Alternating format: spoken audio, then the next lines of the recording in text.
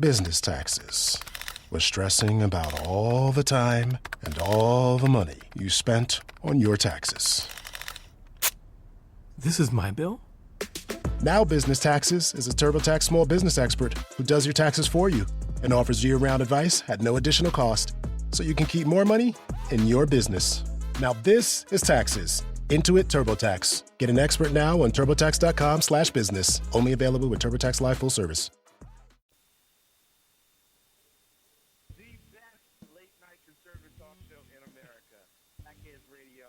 And listen, there are no people better on the air to give you the best in conservative talk than Sackhead Sean and Sackhead Clint.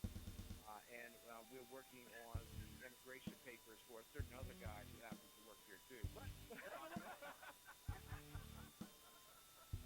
For those who are tuning in around the world to the best late-night conservative talk, Sackheads Radio.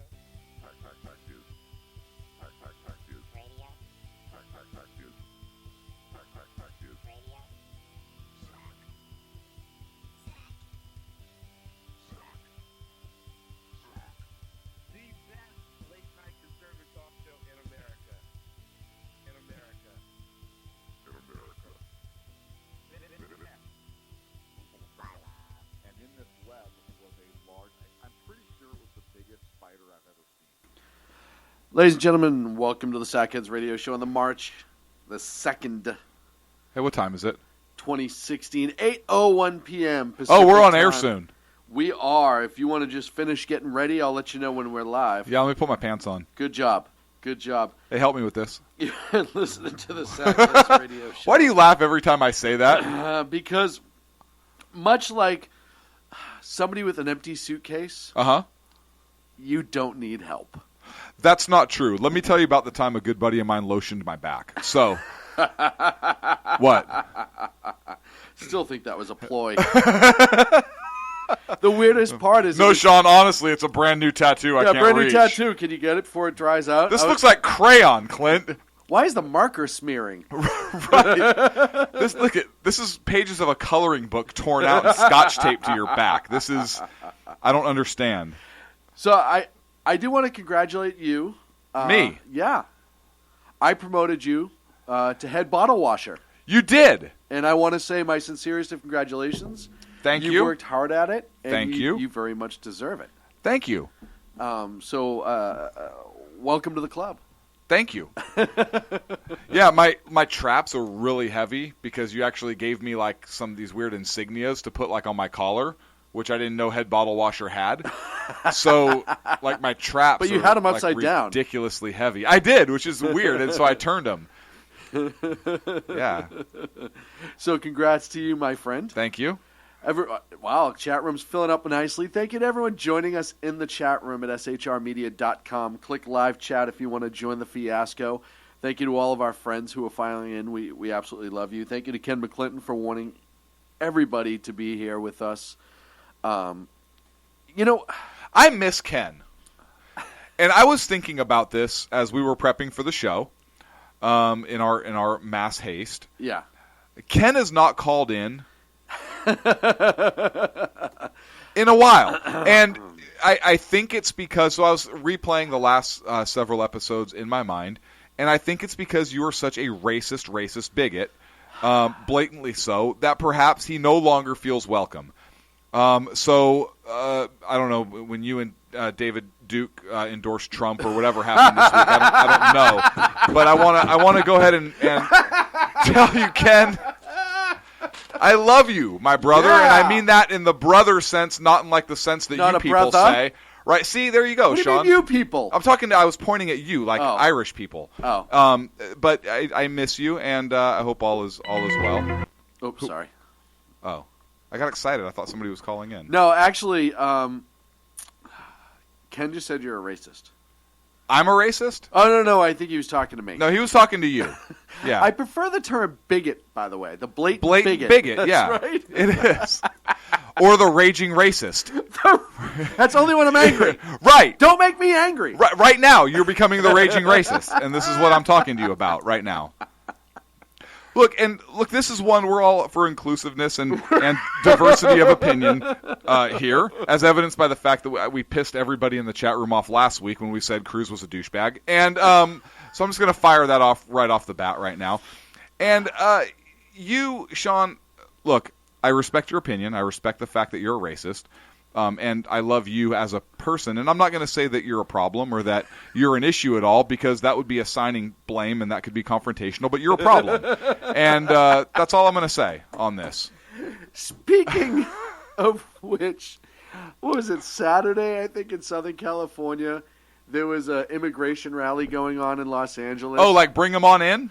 I don't know what the rally was for. I think it was pro-immigration, but the KKK decided to show up. Now, I know you... How do you know this? I was reading... Oh, yeah, I was reading about it while I was in line. What? Seriously? I was. I was wondering why that bed sheet had 2 holes cut in it. I'm like, did you make a Halloween costume?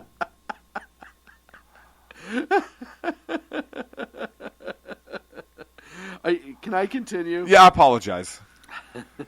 Now, what do you think maybe happened? And I know you obviously don't know the story because you're kind of looking at me shocked. So, no, Ken, I didn't get it in the mass email. Come on. Wait, did he say the mask email? Because the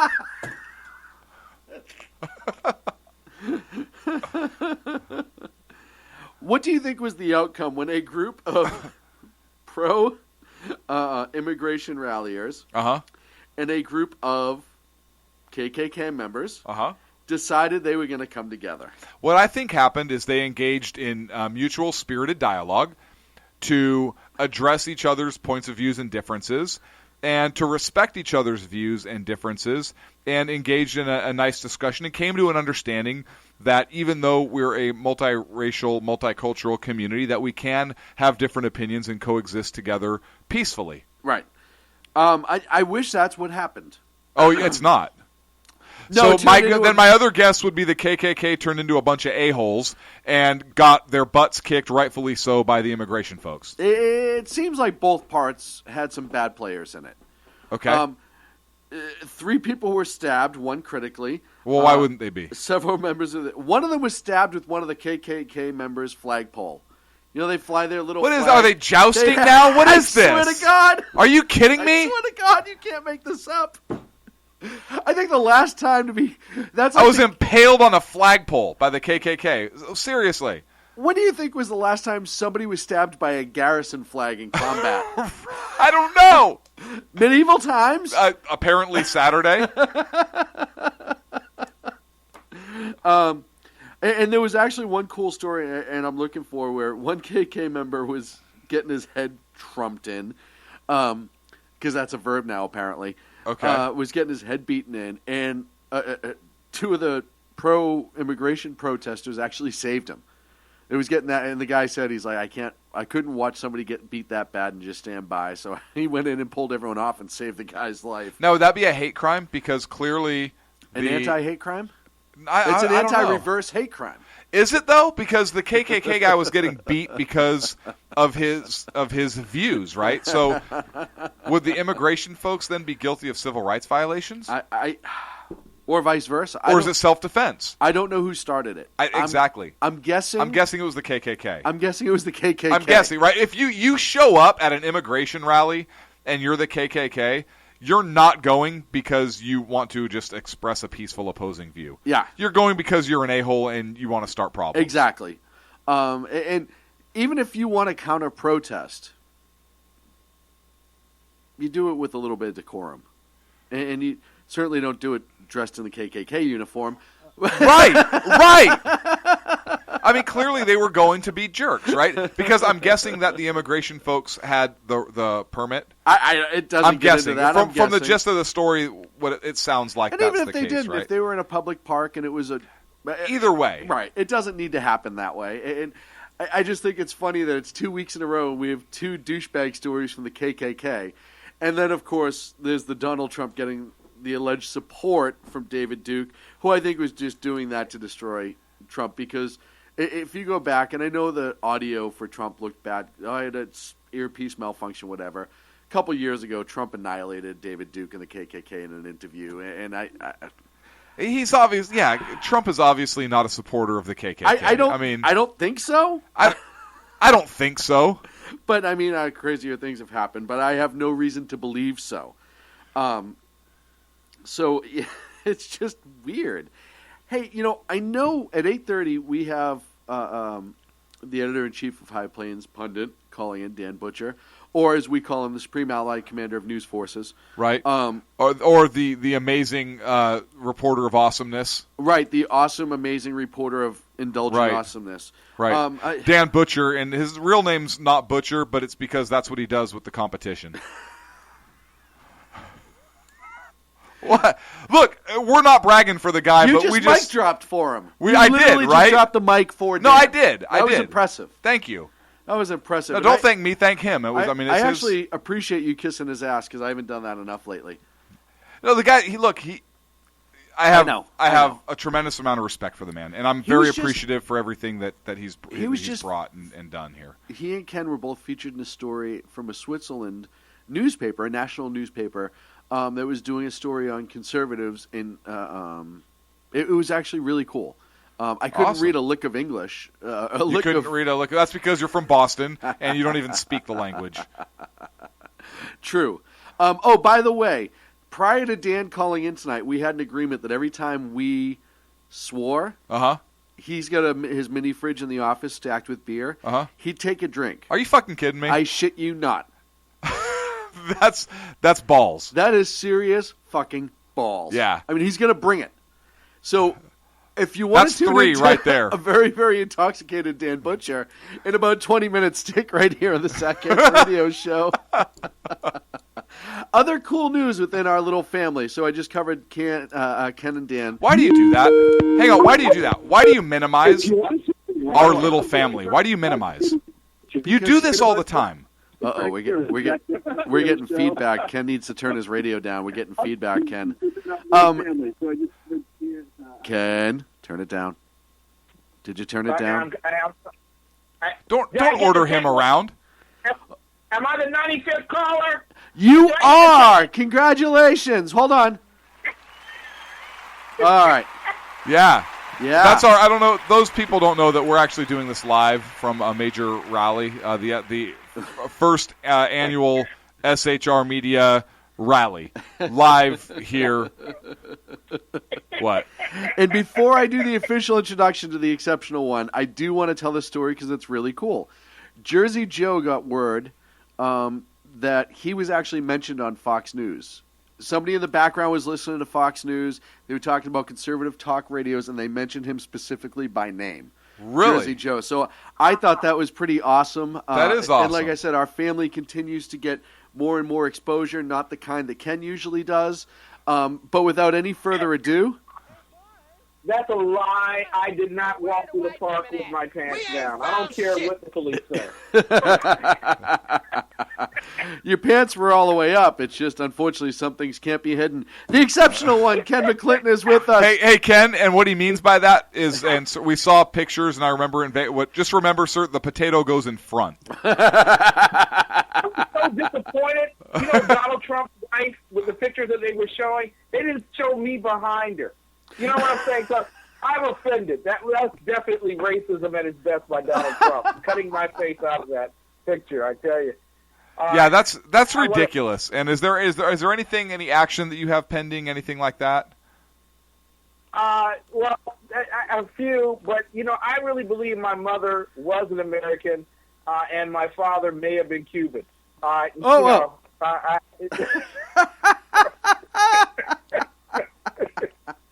Oh, as always, is an absolute pleasure to have you. And, of course, Monday through Friday, 6 p.m. Pacific, 9 on the East Coast, theexceptionalconservativeshow.com.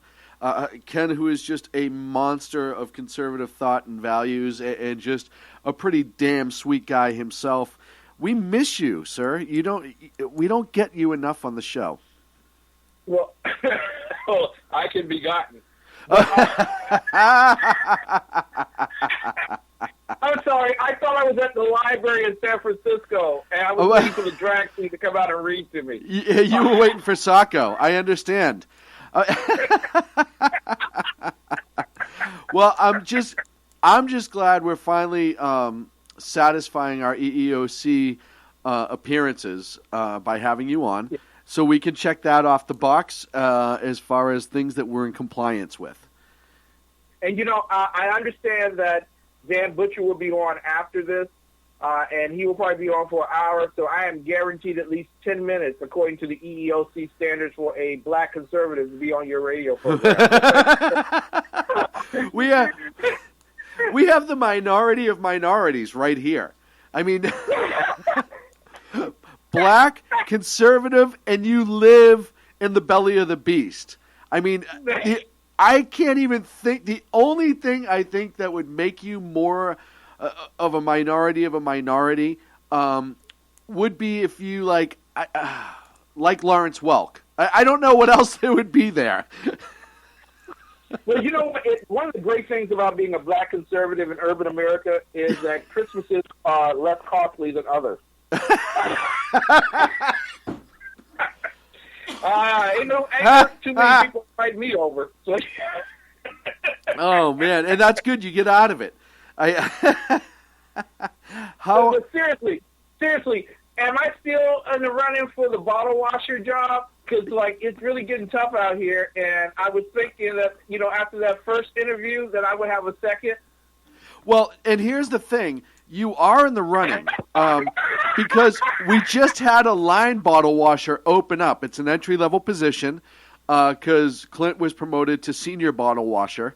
So, you're still in the running. Now, I have gone through and I started looking I started looking at your resume, and I'm not going to lie. There was a young gal about 21 years old, Swedish, I believe, who also applied for the job. And you guys are close as far as experience, so it may come down to the wire. Yeah, because I'm overqualified because I spent a little time on the fryer. Right. See, yeah, I knew it.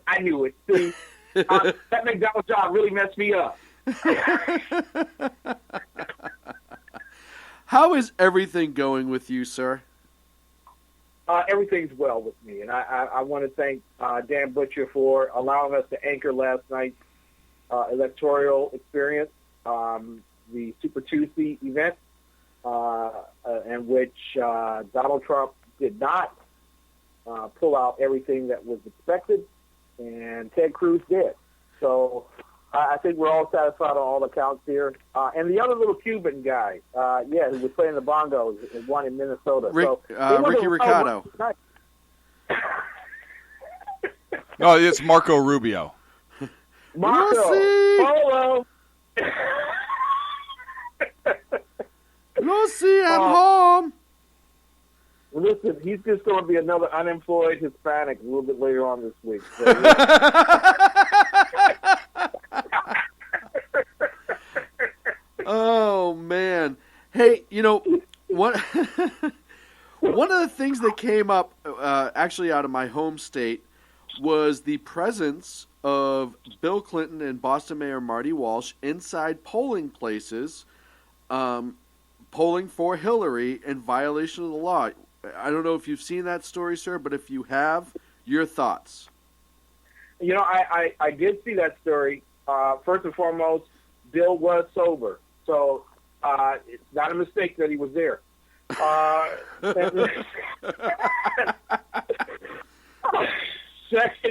Secondly, you have to understand that this is Massachusetts. It's the home of Boston. So yes. Things are allowed like that. What was not caught on film was that he had the new Black Panther Party on the outside of the precinct, which guaranteed that no one on the inside was definitely going to vote for Bernie Sanders. So, right. That worked out well.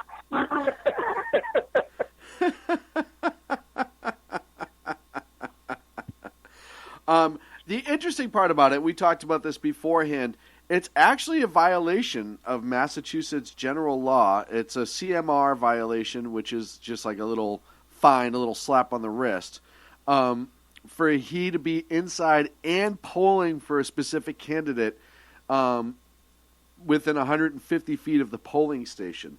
So it would be interesting to see if the city of Boston will launch a citation. Does Bill have the right to choose the woman who's going to slap him on his wrist? Yes, he does. Okay, well, I would be in Boston, L.A., Chicago, Dallas. I'd be all over it if I was going to get slapped on the wrist for being a public. Well, and here's the funny part is, if you look into it, and again, it's Massachusetts, things are a little bit old in some cases. The violation, are you ready for this? The violation is punished by a fine of not more than, oh, you know what? You take a guess. How much do you think, Ken? $10. 20. 20. 20 Damn, American dollars. I'm sorry, I cursed. Does that mean that Dan's drinking again? Yes. What Dan doesn't know is he has to drink when he curses, and by the time he gets on the air in about 10 minutes, he's in trouble. That's all I'm saying is, I love our drunken news reporters calling in. That may actually have to be like a regular thing. Like if you're going to report for us or with us, you have to be intoxicated to call the show. Well, that's normally how I do my show. So. I've seen you in action, by the way. I have. You know what? You have my wife thinking that I'm bipolar now. Well, She listened to Wait, you're not? your show back in Vegas. Yeah. And when you all joked about me being, off my meds. You were. You told us specifically. I told you not to get on the air and tell other people. No, it's just us. We're not even on. I don't even think we're live right now. I could be mistaken. Yeah, well, it's just a couple friends sitting Yeah, down, we're just having sitting a down chat. talking. Just talking right now. Here's the amazing part. I mentioned this to Dan earlier this week. It seems like everybody, when they do their own shows, are very professional, have their radio voice on. They have their topics. They have their guests. They completely stay on topic and have a great time. And then all of a sudden they come over to the frat boys of politics and they're swearing, talking about getting slapped on the wrist by random chicks, like all this other stuff. And I just want to say, and I'm really thankful for that, because I like the fact that people can come onto the Sackheads and let their hair down, or in your case, weave. I don't know how that works, but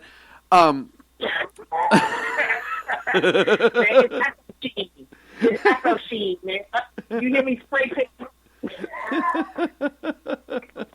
But jump on the Sackheads and just enjoy yourself, have a good time, cover some topics, but really feel like you're amongst family. And to me, that's a huge compliment, and I think Clint would agree with me with that. I think it's a big compliment. Absolutely. I'm a man of few words. Listen, once you get promoted to head bottle washer, you really got to be careful of what you say. And so I'm kind of learning this, because there's really more to lose at this point. Still open. He just said the job was still open. Wait up, brother. How did he get that gig? Don't go to commercial either. I do have a janitorial position that's opening up. Okay. Am I overqualified for that one too? Yes, that's why we'll probably hire you for it. Oh, thank you. Thank you very much. That should feed the 3 kids I have on welfare. Thank you. Who do you got coming up later on this week on theexceptionalconservativeshow.com? Well, actually nothing. I'm off the air tomorrow because I'll be headed to Cary, North Carolina. Yes, the Metropolitan Complex, known as Cary, North Carolina. And there, Institute will be hosting the Conservative Leadership Conference, and I will be there, and I will be covering that particular event. I will not be at CPAC because gosh knows where they hide all the conservatives.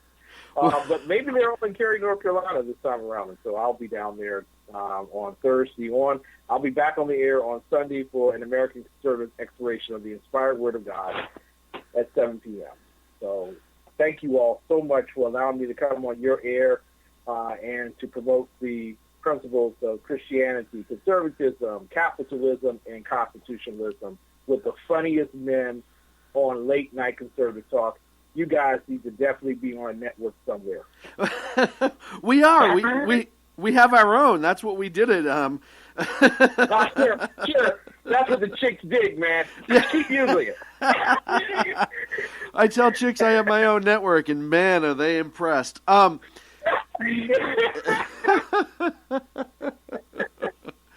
Ken, I know it's early, but honest to God predictions for the GOP. What do you got?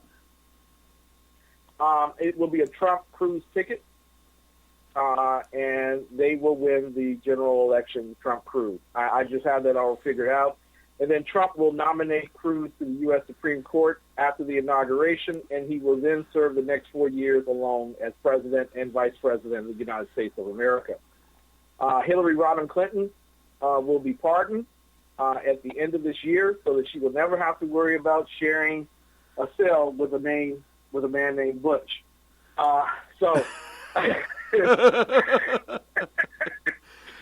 And Bernie will go back to doing what Bernie loves doing best, making jokes at the old folks' home. So that's the way it's all going to spring out at the very end of this year. I do, and you know what? Clint's been saying it. I know you've been saying it on your show a bunch of times. I really think that she will get an indictment and then pardoned. Yeah. I absolutely agree with you. I don't think it may come before the election. I don't think she'll be eligible to run. I really don't. Well, she'll be eligible to run again, but then again, with those cankles, she's not running anywhere anytime soon. Yeah.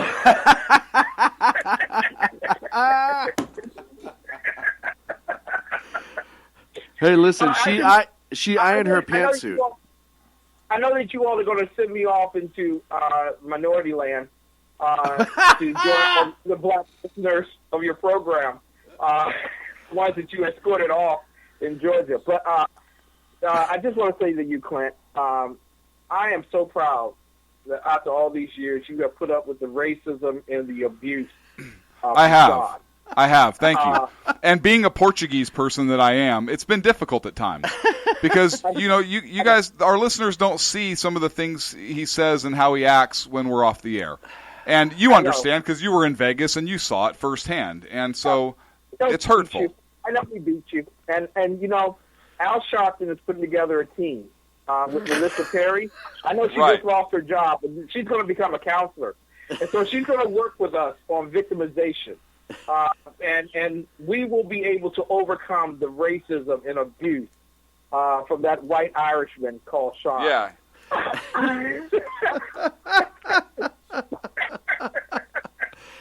Ken McClinton, the exceptional conservative, sir. I welcome you onto the bus, and there's a nice cozy seat all the way to the back for you. Thank you. Thank you. And I don't even have to pay because I'm coming on the back door. Actually, no, you have to pay twice. Because honestly, you get the free relaxing hum of the bus engine. He gets a Hummer, is what you're saying. Yes. Right. Free in the back. Ken, I love you all. We love you so much, and thank you so much for being so good to us and really having a good time with us. And thank you for calling in, too, Yeah, because I missed you. Sean doesn't, I mean, he doesn't care if you call in, and, he figures one less minority on the show, but I really appreciate you calling in, Ken, so thank you. I'm glad you reached out to another Irishman because I'm Irish as well. I know you are. I know you are, Ken, but thank you. Oh, it never ends here. Ken, make sure when I get off there, I swear the next whiskey shot I take as an Irishman is to you, Clint. Thank you. I need a shot of whiskey right about now, too. I'm not going to lie. That's why I actually 2 bottles ago. So, this was for you. Thank you. Much love to you and your wife, Ken. Thank you so much. Oh, Lord. I love the fact that I get abused on my own show. I think this is amazing. It's our show, and since I'm also doing the abusing, I'm getting great pleasure from this. Our good friend, the Exceptional Conservative, Monday through Friday, except for tomorrow night, this week, the one time he actually misses a show, right here on the SHR Media Network. We're up against a break. When we come back, the second best newsman in the business, El Duce himself, Dan Butcher, will join us. We're going to talk about Super Tuesday. He's got a bunch of stuff for us. It's going to just sit down, strap in, and get ready for the Sackheads radio show right after the break. Oh, you don't have anything to say this time? No. Oh, wow, that's a shock. Conservative media done right. You're listening to the SHR Media Network. Times are dark. The people misled by corrupt politicians, lied to by establishment media, and deceived by the false messages of Islam. A nation in confusion needs a guide. It needs a man with a cane. I'm Dave Milner. Join me on Spreaker, SHR Media, High Plains Talk Radio, Live Rebooting Liberty, and YouTube for a unique brand of commentary on the unpleasant blind guide. Because truth is not always pleasant. In a world controlled by corrupt politicians, You got a business. That you didn't build that. a team of ordinary men emerge from the ashes to give voice to the voiceless and hope to the hopeless. Sackhead Sean, Dude, I'm not saying calf for the stupid pro. Sackhead Clint, All good friends of ours usually show up drunk. also starring Sacco as the producer. I'm a little bit drunk, 'cause I'm drinking. They are the Sackheads Radio Show. Every Wednesday at 8 p.m. Pacific on shrmedia.com. Hey, it's Jersey Joe from Reaver of Common Sense, and we have moved to a new night and time. Every Wednesday night at 8 p.m. Eastern Standard Time on shrmedia.com, you will catch the Reaver of Common Sense uncensored, unfiltered, and only on shrmedia.com.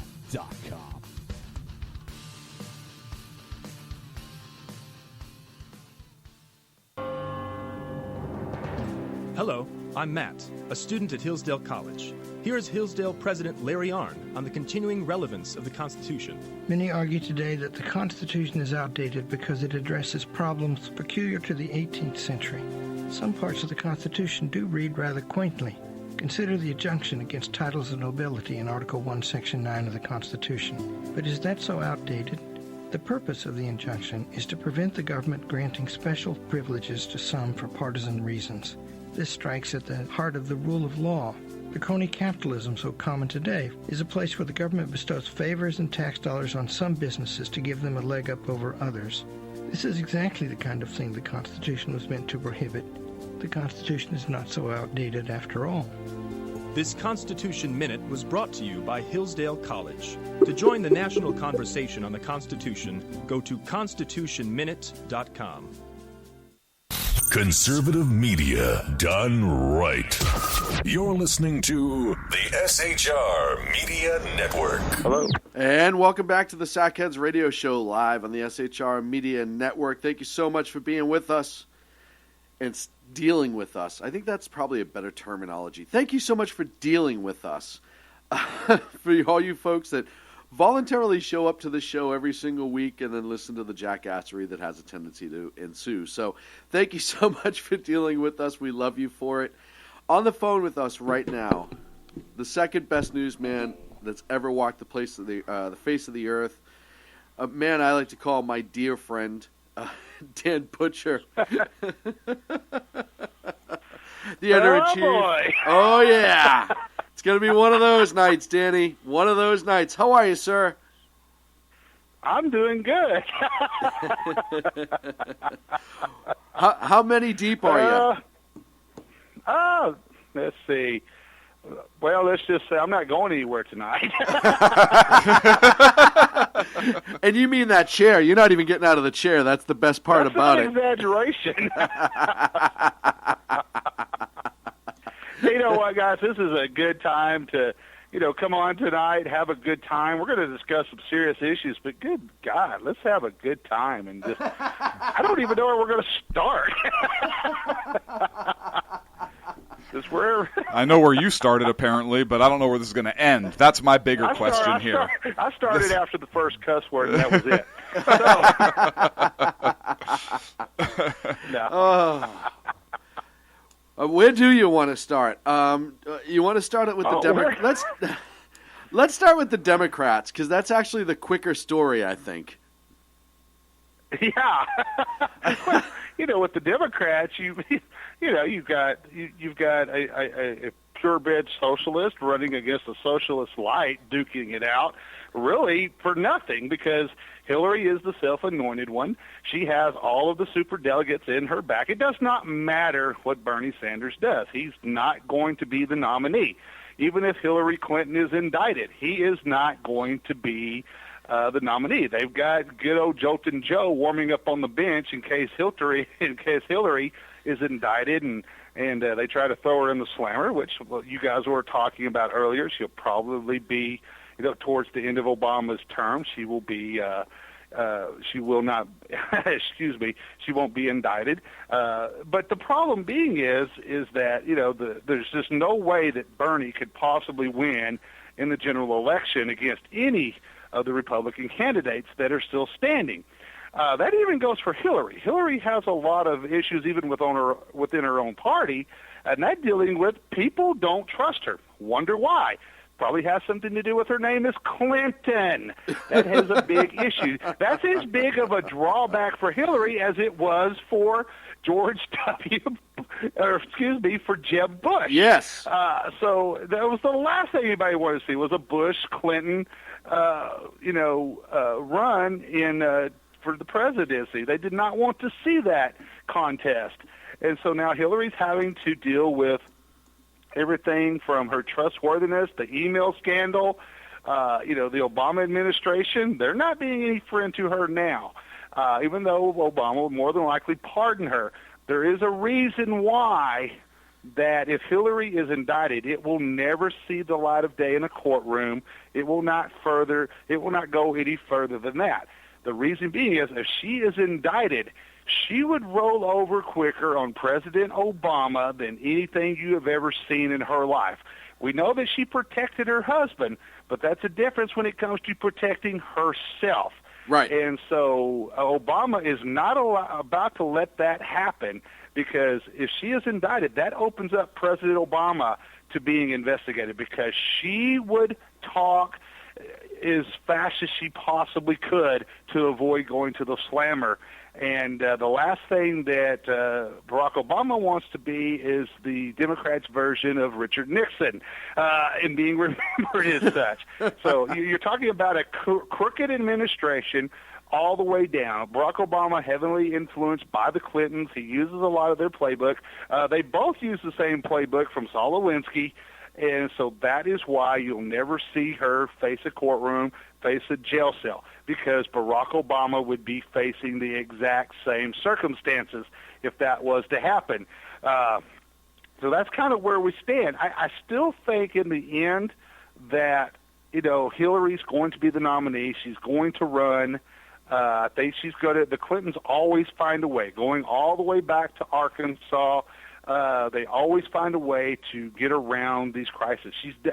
Let's face it, guys, she's done a pretty good damn job of it so far, avoiding having to deal with the email scandal, with Benghazi, with anything else in the failed presidency of Barack Obama.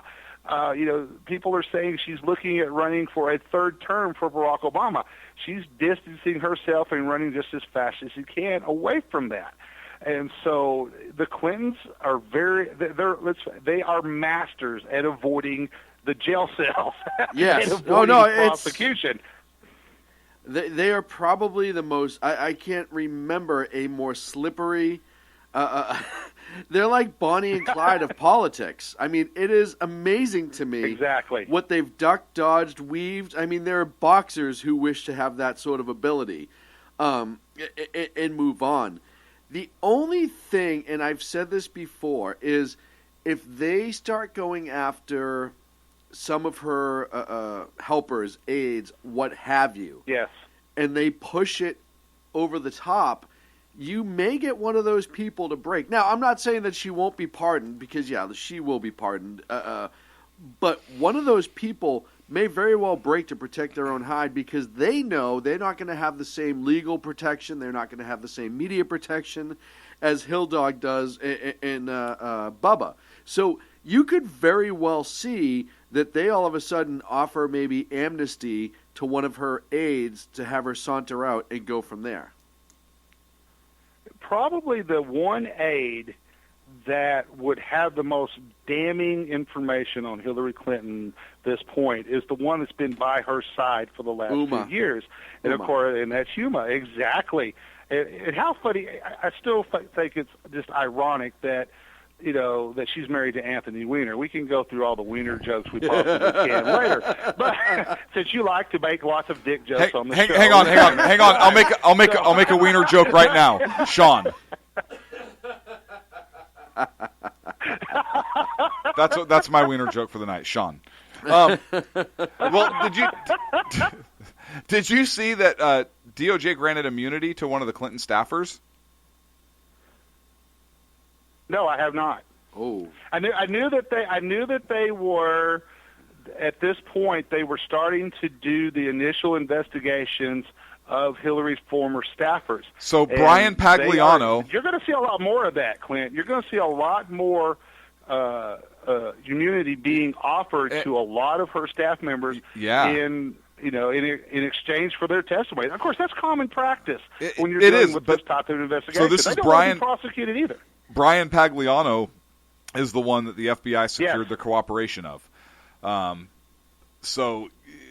he worked on the 2008 presidential campaign, and I think he's the one who set up the private server, isn't he? Yes, he is. He is the one that directly put the server in the bathroom. So he's going to be cooperating, how apparently. Is that all of the Obama's crap is in the bathroom in the server. I mean, come on. But Clint is right on with this. You're going to see more and more of this.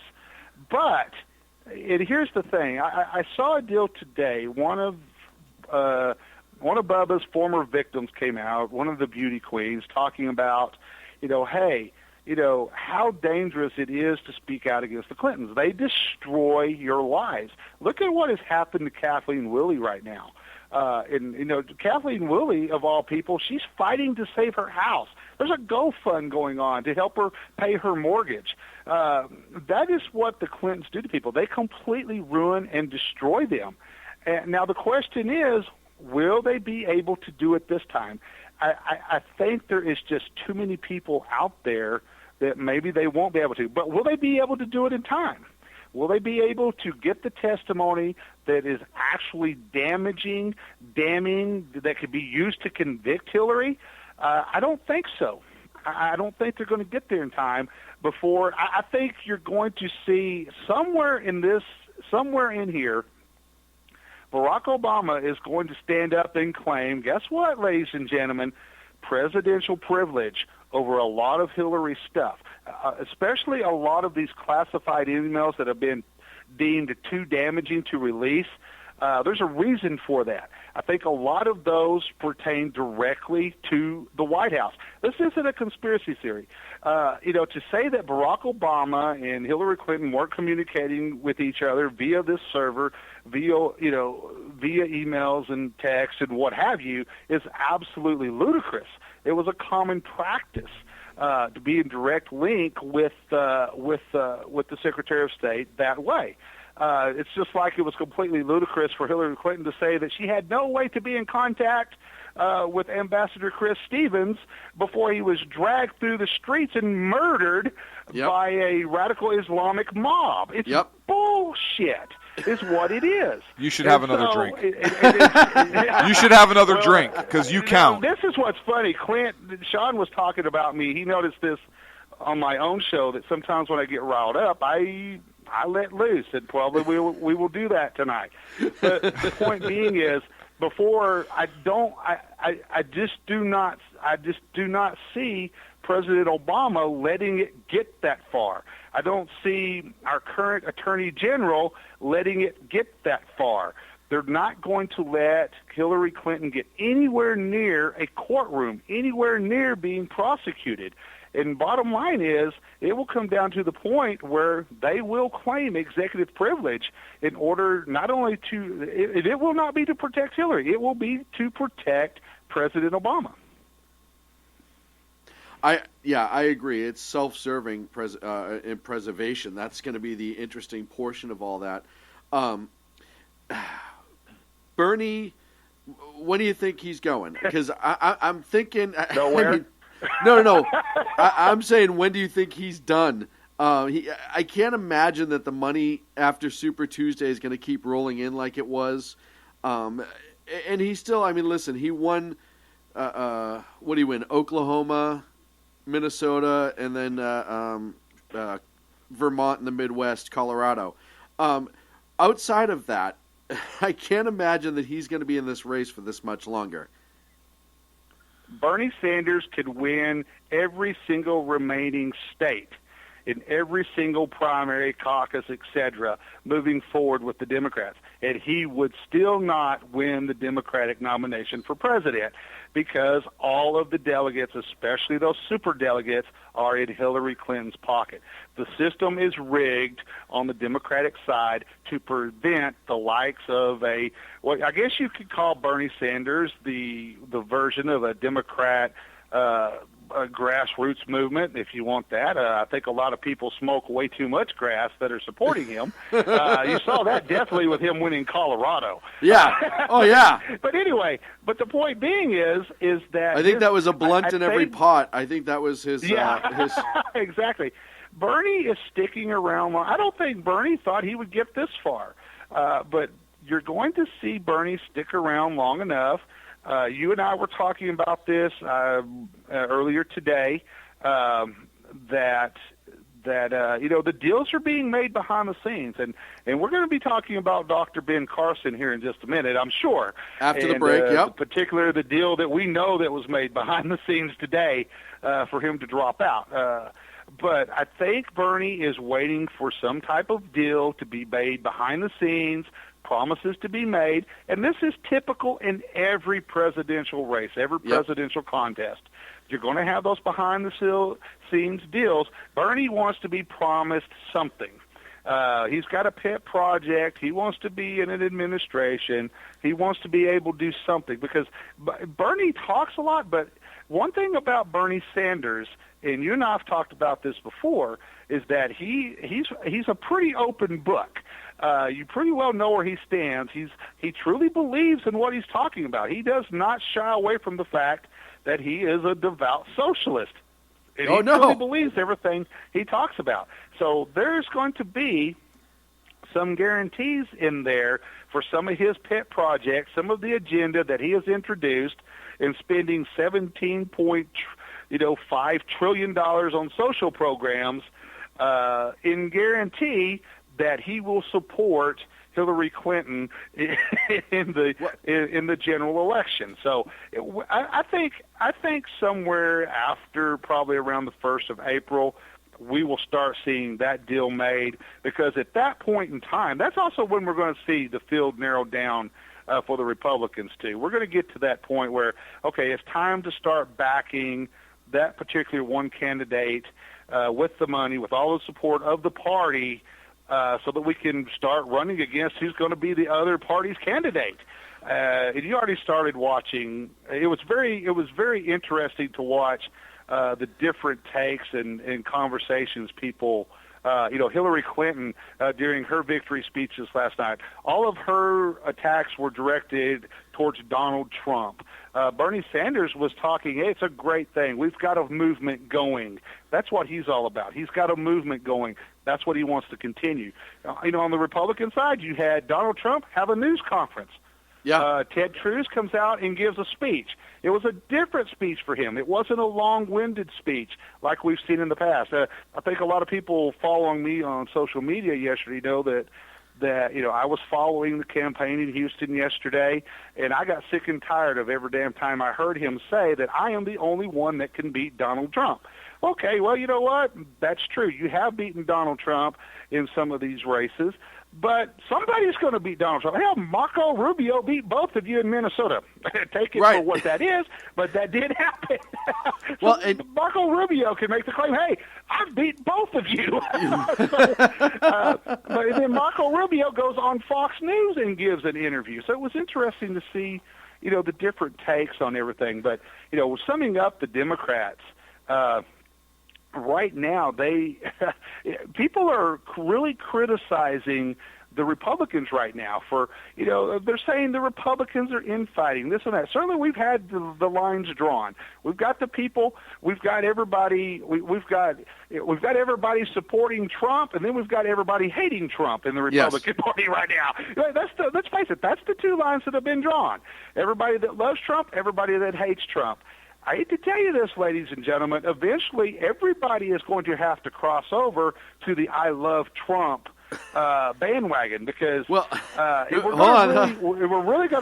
really going to find out here, because what we've got coming up now are the winner-take-all states.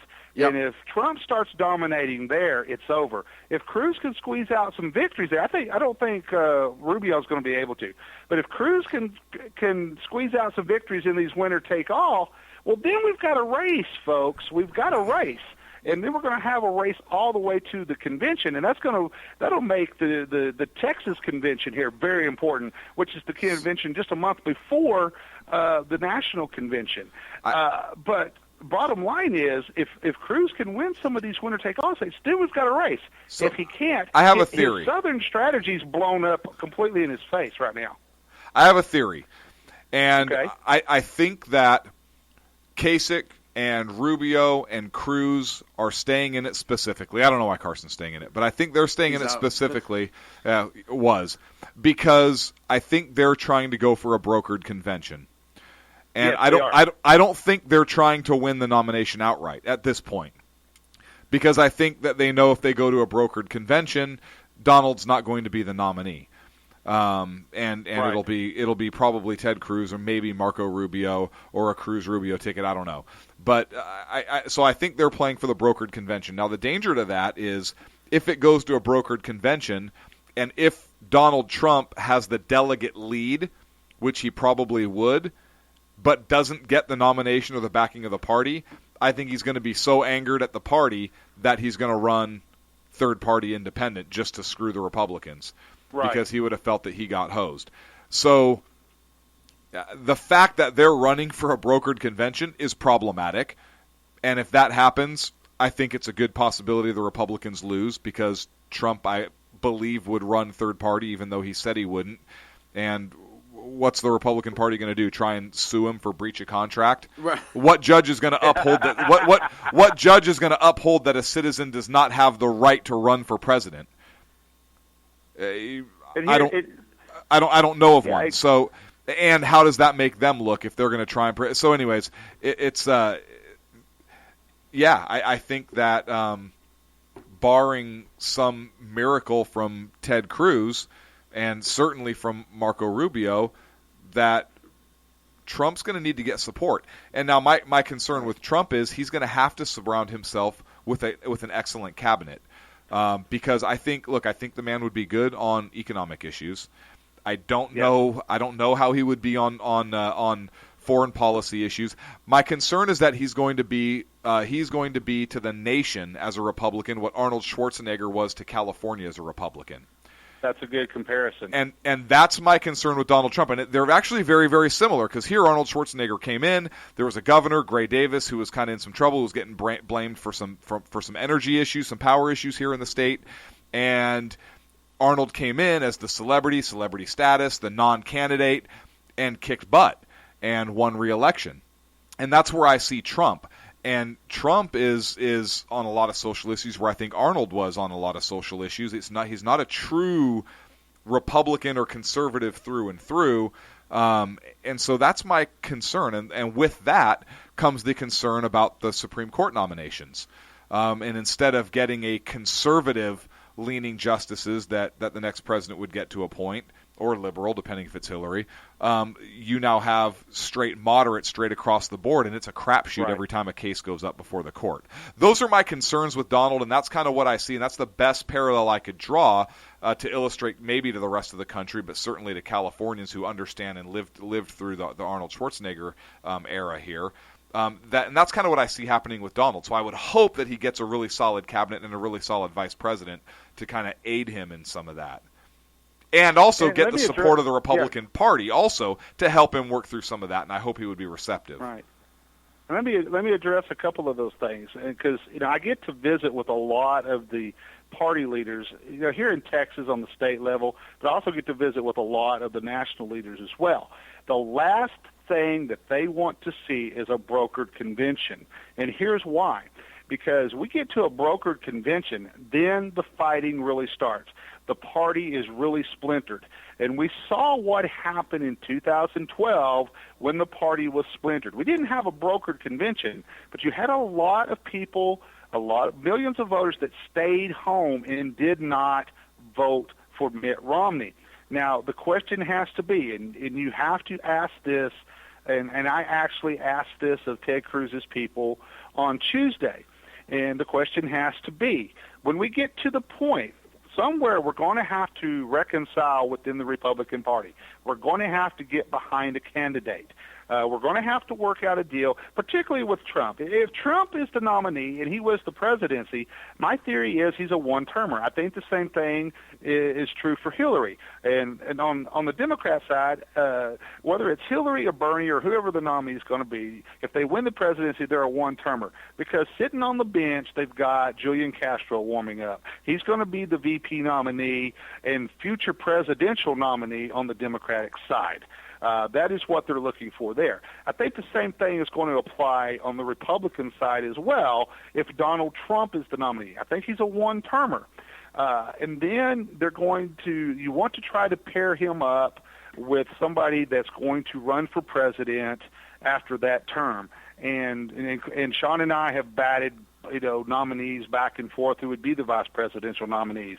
I personally think it's going to be, if Donald Trump is the nominee, it's going to be a female vice presidential nominee. And I think the most likely candidate is Nikki Haley. Some people are going to agree with that. Some people are going to jump all over me for that comment. But I think that's kind of the way it's going to be. If Trump is not the nominee, let's face it, guys, the most likely GOP ticket is going to be a Cruz-Rubio ticket. That's the kind of what is shaping up behind the scenes there. If Trump somehow, I think that the GOP nominee is Trump's to win or lose. It's all up to him. If he blows it, well, then he loses it. If he keeps moving forward like he is with the support that he has, because people are talking about, you're seeing a big, massive decrease in voters on the Democrat side because they're just not excited about the candidates. They're not excited about Hillary. They're not excited about Bernie. But yet on the Republican side, you're seeing massive turnouts. Now, we have had people crossing over, let's face it, we've had Democrats crossing over in some of these open primary states to vote for Trump. But we've also had Republican voters, new Republican voters, that are coming out by the millions that have never voted before. You're talking in some states, you're having 30% increase in Republican turnout. Even among registered previously registered Republican voters that haven't voted in years, that Donald Trump is drawing to the polls. And so that is why when we talk about a brokered convention, that's the last thing the Republicans want. They don't want the party being splintered as we get ready to to head into a general election. So you have to ask at some point, and I'm all for the candidates fighting it out. We need to vet the candidates. We need to support the candidates that we want right now, and then we need to find the best one to run for the party. Whether it's Trump, I personally, or at this point, when people ask me who do I support, I say I support Donald Trump, I support Marco Rubio, I support Ted Cruz. That's who I'm supporting right now, because we're going to vet them. We're eventually going to have to get a nominee. If we don't get that nominee and we are splintered, you have to ask Donald Trump, you have to ask Ted Cruz, which I did yesterday. You have to ask Marco Rubio. Are you, and even in this case, let's ask Kasich, are you willing to throw away the White House in 2016? Are you willing to throw away the Supreme Court? And are you willing to throw away the United States Senate? Are you willing to throw all of that away, all in the name of party politics, as politics as usual? Are you really willing to throw all of that away? The people are pissed off enough as it is. If you let that happen within the Republican Party, the Republican Party is done. It is finished. You will see a massive breakup of the Republican Party. You will see a more a leftist version of the Republican Party. You will see a second version that will be a conservative version, and then you will also see all of the libertarians that have remained with the Republican Party, that have voted with the Republican Party. You will see them split away. So for everybody out there that we have all of this infighting, all of this bickering back and forth, you know what? It's all right to discuss the candidates. It's all right. You know what? Let's have a nice friendly argument. Tell me why you support your candidate. Tell me why my candidate is an asshole. You know, tell me why my candidate shouldn't be president. But bottom line, at some point, you know, this is where Dr. Carson is right. At some point, all of the candidates are going to have to come together. All the Republicans are going to have to come together, not just for the betterment of the party, but for the betterment of the country. It goes further than this, than just throwing away the Supreme Court, the United States Senate, and the White House. Are you willing to throw away the United States of America? Are you willing to throw the United States I'm sorry, of America I thought you were asking me. down the garbage chute for your children, for your grandchildren? You know, I call BS, guys. At some point, they're going to have to say, you know what? I'm going to have to get over my little self-pride here and move forward. Figure out how to do this and get it done. Here's the scary part, and here's where I understand exactly what you're saying. We're up against a break, but I want to leave with this thought. Yeah. This is going to light the NSA and the FBI and the CIA up, and they're all going to start investigating us. Here's so that's one way. Another thought, though, is, hey, let it go. It's a shame we're even at this point, and maybe it's time the Tree of Liberty is refreshed with some blood of patriots. And I'm not saying I ascribe to that policy right now, but I'm saying that is a thought that's out there and can also come into play into some folks not really wanting to compromise. So chew on that for a little bit, and we'll catch you on the other side of the break. We'll be back with... How about that for dropping a bomb? Yeah, no kidding. Then we're going to go to break on that, you right? Jerk. Hey, it's called a hanger. You're used to doing it on the toilet. This is in radio, okay? We'll be back on the Sidekins Radio Show with Dan Butcher from High Plains Pundit right after this. I need a drink. Conservative media done right. You're listening to the SHR Media Network. Times are dark. The people misled by corrupt politicians, lied to by establishment media, and deceived by the false messages of Islam. A nation in confusion needs a guide. It needs a man with a cane. I'm Dave Milner. Join me on Spreaker, SHR Media, High Plains Talk Radio, Live Rebooting Liberty, and YouTube for a unique brand of commentary on the unpleasant blind guide. Because truth is not always pleasant. In a world controlled by corrupt politicians, You got a business. That you didn't build that. a team of ordinary men emerge from the ashes to give voice to the voiceless and hope to the hopeless. Sackhead Sean, Dude, I'm not saying calf for the stupid pro. Sackhead Clint, All good friends of ours usually show up drunk. also starring Sacco as the producer. I'm a little bit drunk, I'm a little bit drunk, 'cause I'm drinking. They are the Sackheads Radio Show. Every Wednesday at 8 p.m. Pacific on SHRmedia.com. Hey, it's Jersey Joe from Reefer of Common Sense, and we have moved to a new night and time.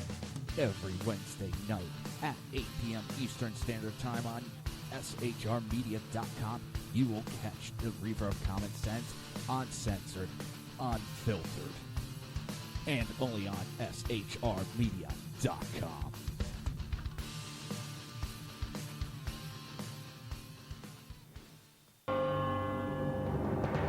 Hello, I'm Matt, a student at Hillsdale College. Here is Hillsdale President Larry Arnn on the continuing relevance of the Constitution. Many argue today that the Constitution is outdated because it addresses problems peculiar to the 18th century. Some parts of the Constitution do read rather quaintly. Consider the injunction against titles of nobility in Article 1, Section 9 of the Constitution. But is that so outdated? The purpose of the injunction is to prevent the government granting special privileges to some for partisan reasons. This strikes at the heart of the rule of law. The crony capitalism so common today is a place where the government bestows favors and tax dollars on some businesses to give them a leg up over others. This is exactly the kind of thing the Constitution was meant to prohibit. The Constitution is not so outdated after all. This Constitution Minute was brought to you by Hillsdale College. To join the national conversation on the Constitution, go to constitutionminute.com. Conservative media done right. You're listening to the SHR Media Network. And welcome back to the Sackheads Radio Show live on the SHR Media Network. On the phone with us is the editor-in-chief, High Plains Pundit, Dan Butcher. Dan, sir, thank you so much for sticking with us. Oh, you bet. Before we went to break, we were talking a little bit about Trump, and you were saying that everyone has to kind of get together if we want to save what we have. And then Clint decided that it was time to throw the Hail Mary for the section and talk about the complete breakdown of essentially our republic should it not happen. Your reaction to Clint's statement? Well, let me ask you this, guys. Did you guys? And I kind of missed the first minutes of the show, and this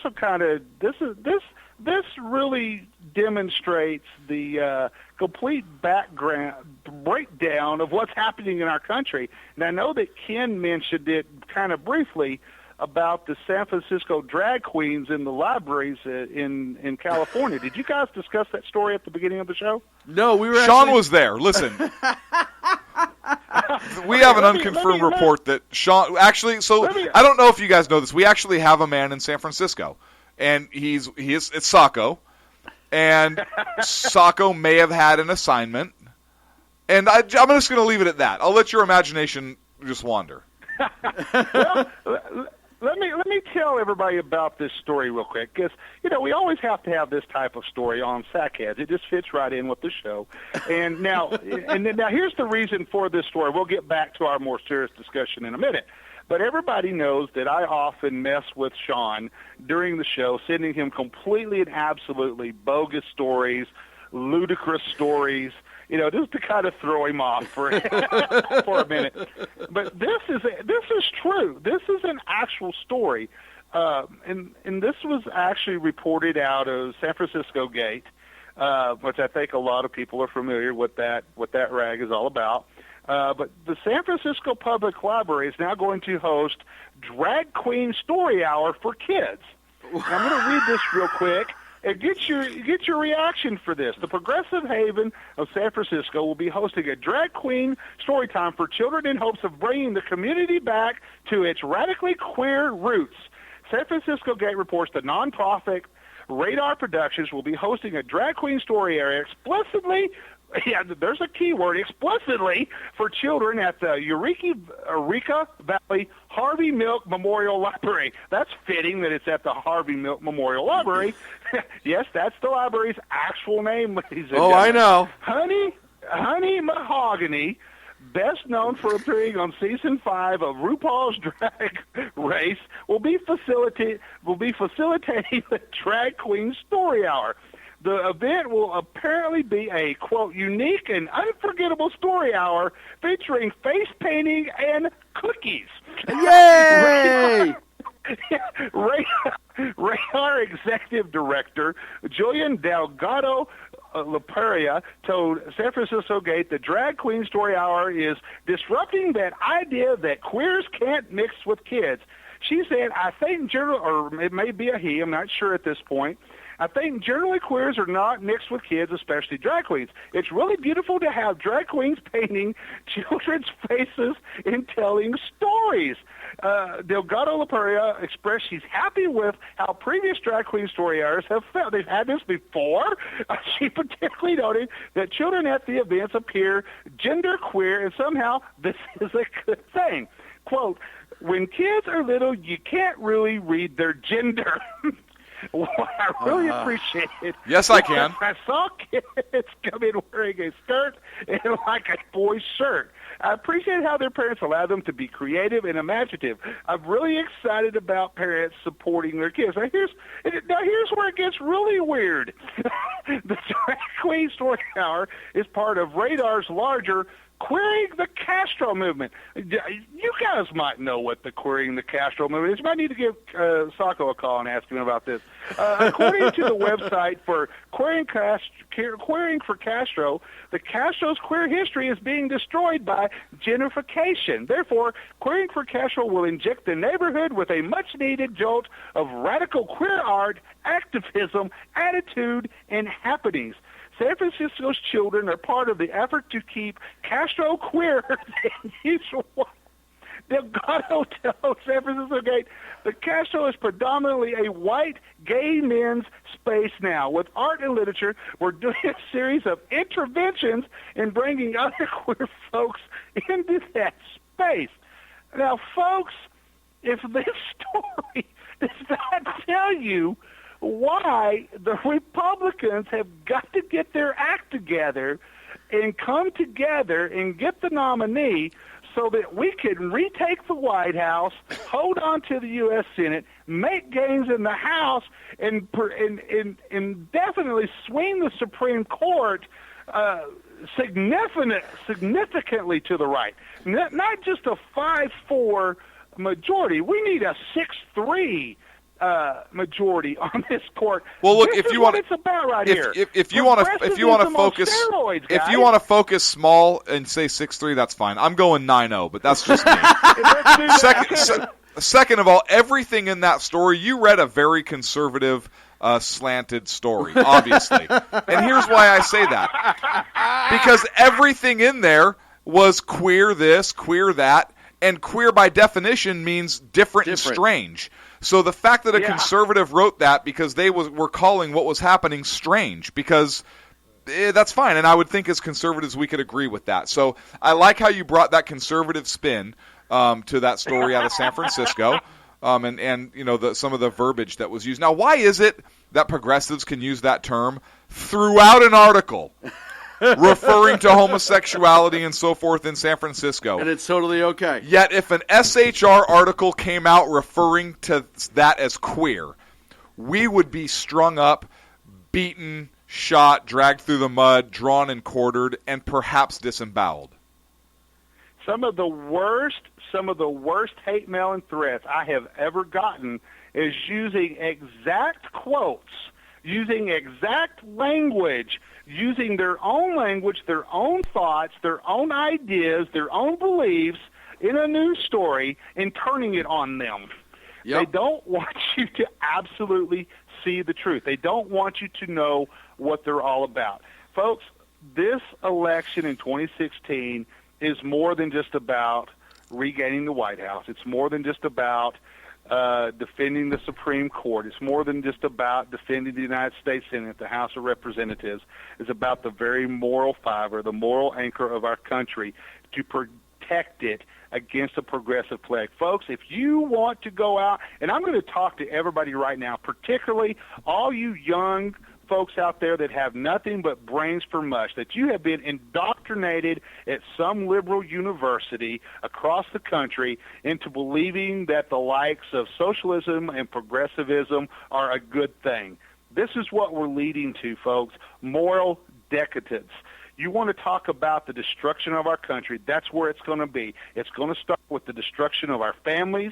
It's going to start with the destruction of then lead to the destruction of our communities, to our states. Look at what's happened in Detroit and other liberal baskins across the country. They're not really baskins. They're basket cases. Liberal waste dumps that this type of stuff has taken hold. This is what's going to happen across the rest of the country if the Republicans do not get their act together. At some point, Ted Cruz, Ted Cruz and Marco Rubio and Donald Trump and all of the supporters of the Republican Party are going to have to come together. All of us in the conservative movement, we're going to have to come together with the libertarians in the Republican Party, with the rhinos, with the establishment in the Republican Party.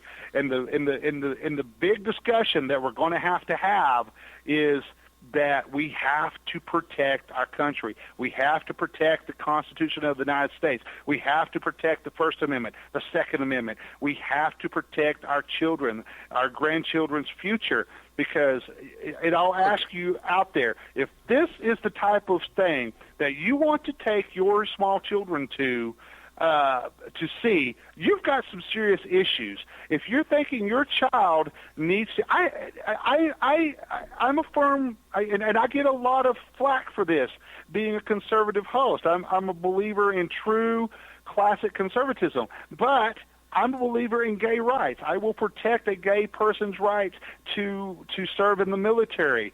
I will protect a woman's right to go into combat if they choose so, and they can meet the qualifications to do so. I don't want to change the standards, but I will defend it if they can cut it and make it. Yeah, I'm not a gay marriage person. I'm a civil rights person. I've actually, if you want to use the term evolved, I've evolved to the point where government, if you want to solve all of this gay marriage nonsense, the government needs to get out of the business of marriage, and we need to protect the religious aspect of traditional marriage. End of discussion. Well, it's just going to be respected on both sides. It has to be respected on both sides, where you just leave each other alone and go away. And I don't think anyone – I think at this point most people just agree that it's just an argument that needs to go away, because right now it's much like Al Sharpton when he comes out and talks about race baiting. All it is a moneymaker for certain people, and that's it. That's it. I want to touch on something because I don't think my question's been answered yet, and that is this. Look, okay, I think we are headed towards there's a clear culture battles going on in our country. There's clear political battles going on in our country. Before, at the founding of our country, we had founding fathers that had different views, but everybody wanted to move our country in the same direction, right? Right. Brilliant minds. Articles of Confederation, the Constitution, the Bill of Rights, all the ratification hearings that were held in the various state courthouses or state houses, everything. We are now at a point where we have two different parties that want to move us into two diametrically opposed positions, locations, along two completely separate routes of travel. It's unprecedented, and it seems to be progressing and getting worse. Now, that being said, there's a few things we can only be pulled in two different directions for so long. And I understand it's nice that, yes, we would love to have people kind of pull their heads out of their collective posteriors and really kind of pull together and get our country back together.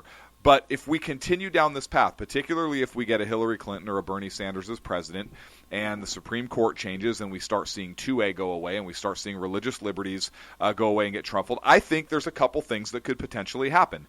I don't want to see these things happen for our NSA and CIA folks who are listening in, but I could see this scenario playing out. And I think the government can also, as can the military, which is why you have exercises like Jade Helm and these other things, right? A couple things. One, I believe that you could see certain states in the Union that start voting to secede and pull away from the Union. Because that question, as much as the left would like to say it's been settled by the Civil War, has not been settled. There's a reason why people were not tried for treason during that time. There is nothing that prohibits the states from doing so. Granted, it's supposed to be a perpetual union, But our own Declaration of Independence talks about how when one form of government becomes too overpowered and burdensome, that we can throw off that government and establish a new one in its place. So there is supportive evidence for that line of thought within our organic documents. And it's said, right, you're supposed to take the Declaration of Independence and the Constitution and read them together. So that would clearly be a valid argument for that. Again, not saying I would like to see that happen, but I certainly see it could happen, particularly in states where religious liberty and 2A are strong issues that people feel very strongly for. The other thing that I pray never happens, but you know what? There is a segment of the population to where, look, you know this thought. I mean, you just look at the standoffs that we had in Oregon and the Bundy Ranch, where people might take it upon themselves to say, you know what? Yeah, like I indicated before the break, perhaps the Tree of Liberty does need to be refreshed with the blood of patriots, and they take actions into their own hands. Again, not something I hope happens, but something that you listen to the rhetoric and what we talked about, some of the things that have happened on BLM land and so forth, you could see that happening. So what do you say to folks that are saying, hey, yeah, this election, I don't care if Trump wins or whoever wins, because we've reached a tipping point, and this election could certainly be it, and we're on a collision course with destiny, or we're on a path to where, yeah, it's going to take something drastic to either reestablish a constitutional republic in its own area, or something drastic to reestablish that here, to reestablish original intent of the Constitution here at home. What do you say? What do you say to that? Well, I know that was kind of a long. You have two elements happening here. Number one, let's look at on the right side of things. We have extreme elements on both the left and the right, okay? Now, the extreme elements on the left are very, very dangerous to our country today. A lot of the extreme, what you would want to call extreme elements on the right, and I'm going to address particularly the militias and the ranchers with the Bundys and what have you, what they've been doing right now. I do not agree with the steps that they are taking. I think there's other ways to go about it. They obviously see that differently. Do you understand why they're doing it?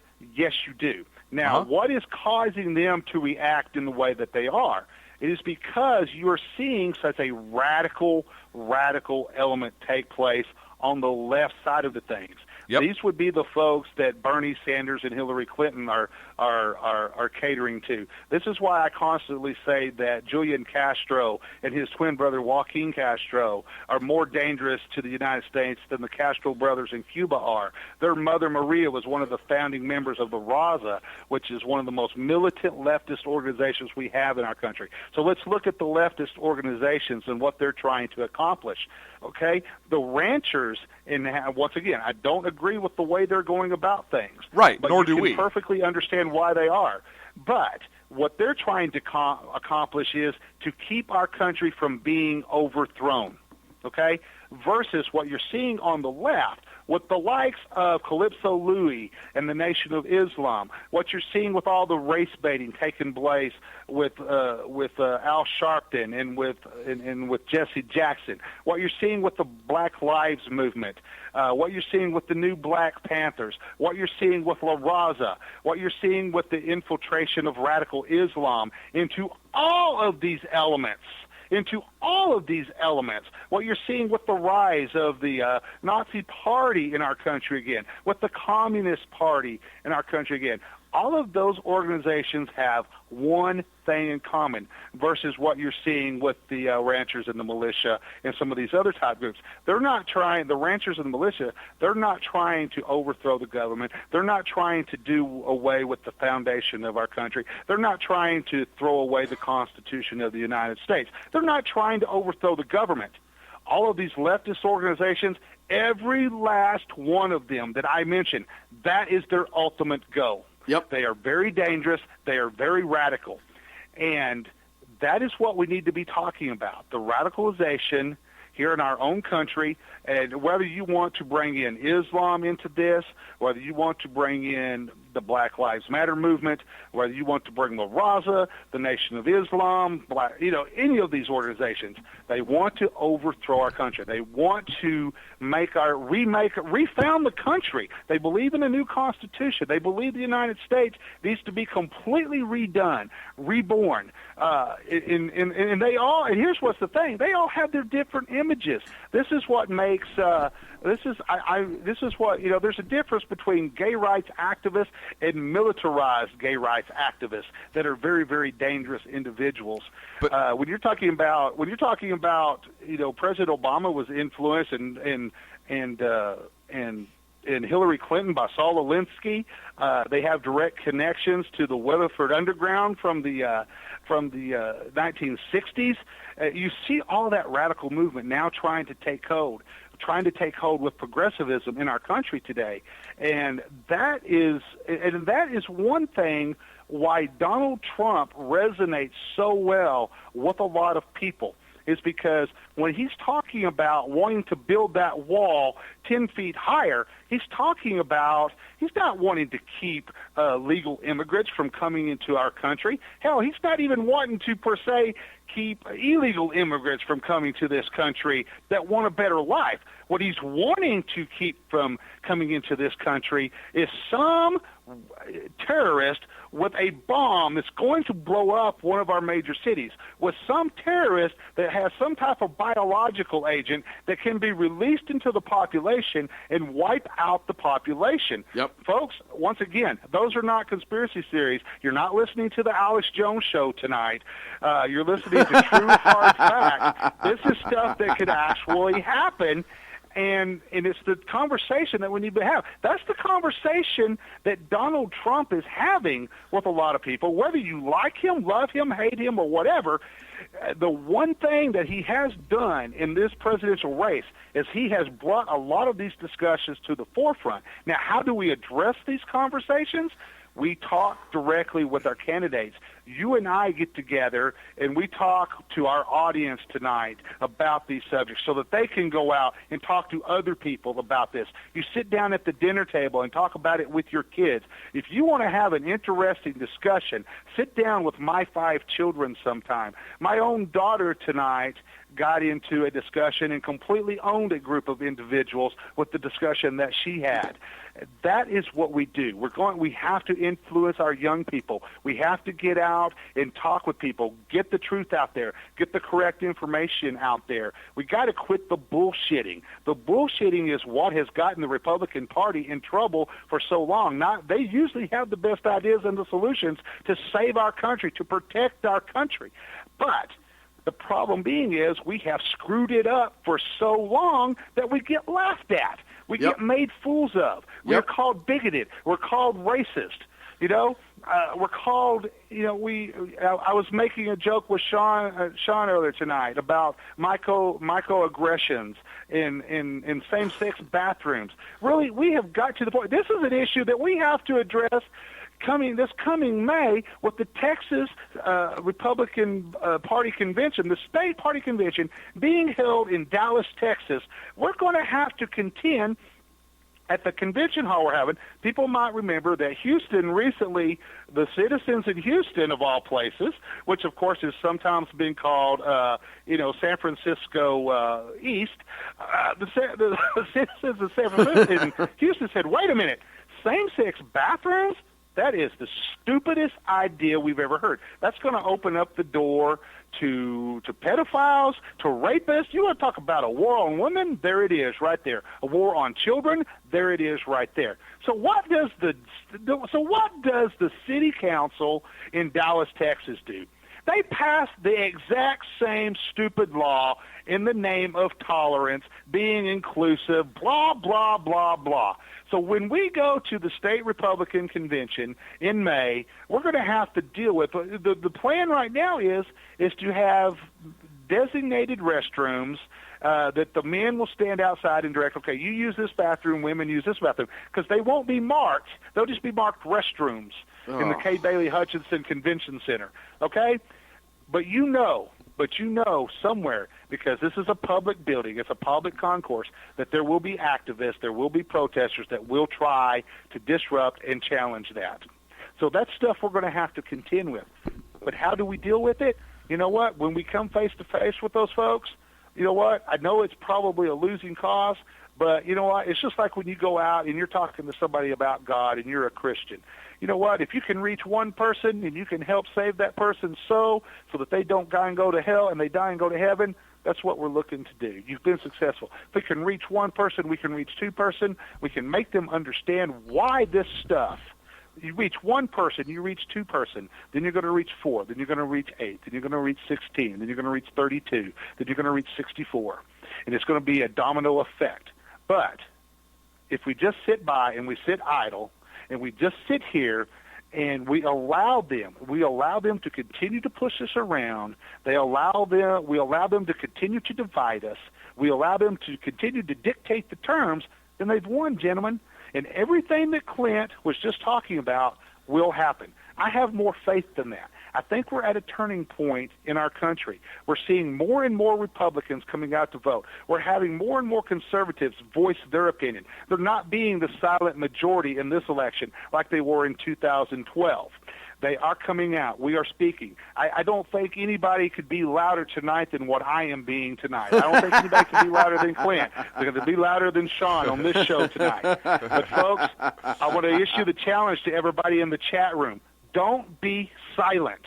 You've got to be out there. You've got to spread the word. And you've got to take up this fight. This fight's not for our children. It's not for our grandchildren. This fight is now. It's here in 2016. This is why it's the most important election in our country's history. I'll say it's even more important than President Lincoln's reelection during the Civil War. This is how important this is. And coming back to, could you possibly see if we get to that point, Clint, the state's starting to succeed? I know that Gulf is in the chat room right now, and he lives in a state, the same state that I live in. I guarantee you the state of Texas would be the first state to leave the Union if we get to that point. Yeah, there's no doubt in that. Now, there's something interesting, real briefly. I know we're up against a break. You were talking about a lot of these organizations, La Raza, some of the other ones, that I believe are communist in nature. You called them progressive extremists. I believe they're communist in nature. Would you say that's a fair characterization? Right. Look at what. Be back after the break on that. Yeah, that's because look at what they want to accomplish. I need a drink on that one. and you look at their goals, and they're socialist at the very least. And I think a strong case could be made for communism. And those of you that are daring on the break, I invite you to look up California Government Code section 1027.5. And read it in its entirety on the break if you dare. All right. We're up against a break. More with Dan Butch, and when we come back here on the Sackheads Radio Show live on the SHR Media Network. Drinky time. Conservative media done right. You're listening to the SHR Media Network. Times are dark.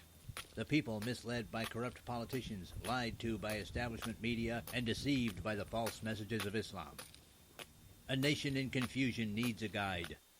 It needs a man with a cane. I'm Dave Milner. Join me on Spreaker, SHR Media, High Plains Talk Radio, Live Rebooting Liberty, and YouTube for a unique brand of commentary on the unpleasant blind guide. Because truth is not always pleasant. In a world controlled by corrupt politicians. You got a business. You didn't build that.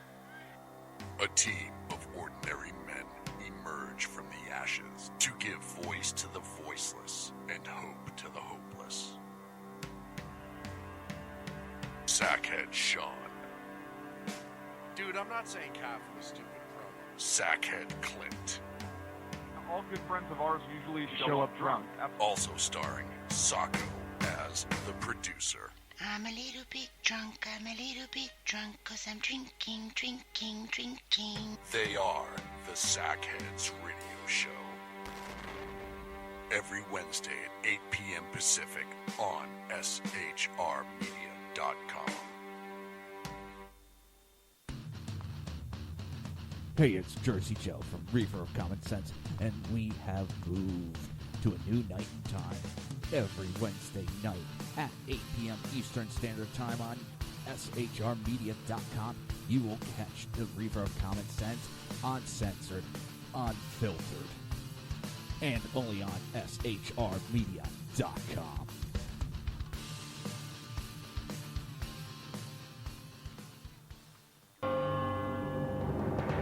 Hello, I'm Matt, a student at Hillsdale College. Here is Hillsdale President Larry Arnn on the continuing relevance of the Constitution. Many argue today that the Constitution is outdated because it addresses problems peculiar to the 18th century. Some parts of the Constitution do read rather quaintly. Consider the injunction against titles of nobility in Article 1, Section 9 of the Constitution. But is that so outdated? The purpose of the injunction is to prevent the government granting special privileges to some for partisan reasons. This strikes at the heart of the rule of law. The crony capitalism so common today is a place where the government bestows favors and tax dollars on some businesses to give them a leg up over others. This is exactly the kind of thing the Constitution was meant to prohibit. The Constitution is not so outdated after all. This Constitution Minute was brought to you by Hillsdale College. To join the national conversation on the Constitution, go to constitutionminute.com. Conservative media done right. You're listening to the SHR Media Network. And we're back to the Sackheads Radio Show. Or should I call it News and Commentary with Dan Butcher, with the special guest appearance by the Sackheads here on the SHR Media Network. Hey, there was a story. You ask the questions, I answer. You know, just in case people don't feel horrible enough listening to this show, and you know, they're not hiding under the bed or buying new optics for their AR or something like that. Which they should be. If you're not buying new optics for your AR, you should be. You should be. The Mexican government has placed 6 states on high alert following the theft of a vehicle with radioactive material. Thank you, Jersey Joe, by the way, for linking this one. No, it'll be fine.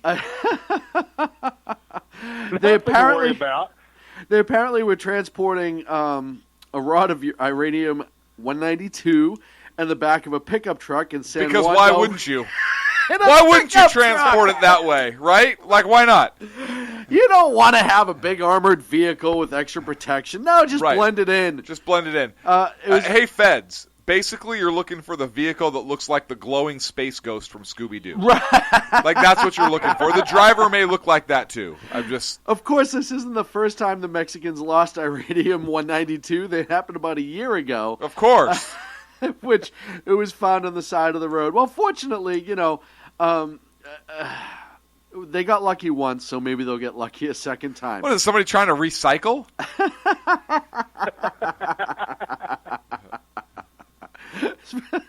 Is this copper? Is this copper? I don't know, but you're glowing.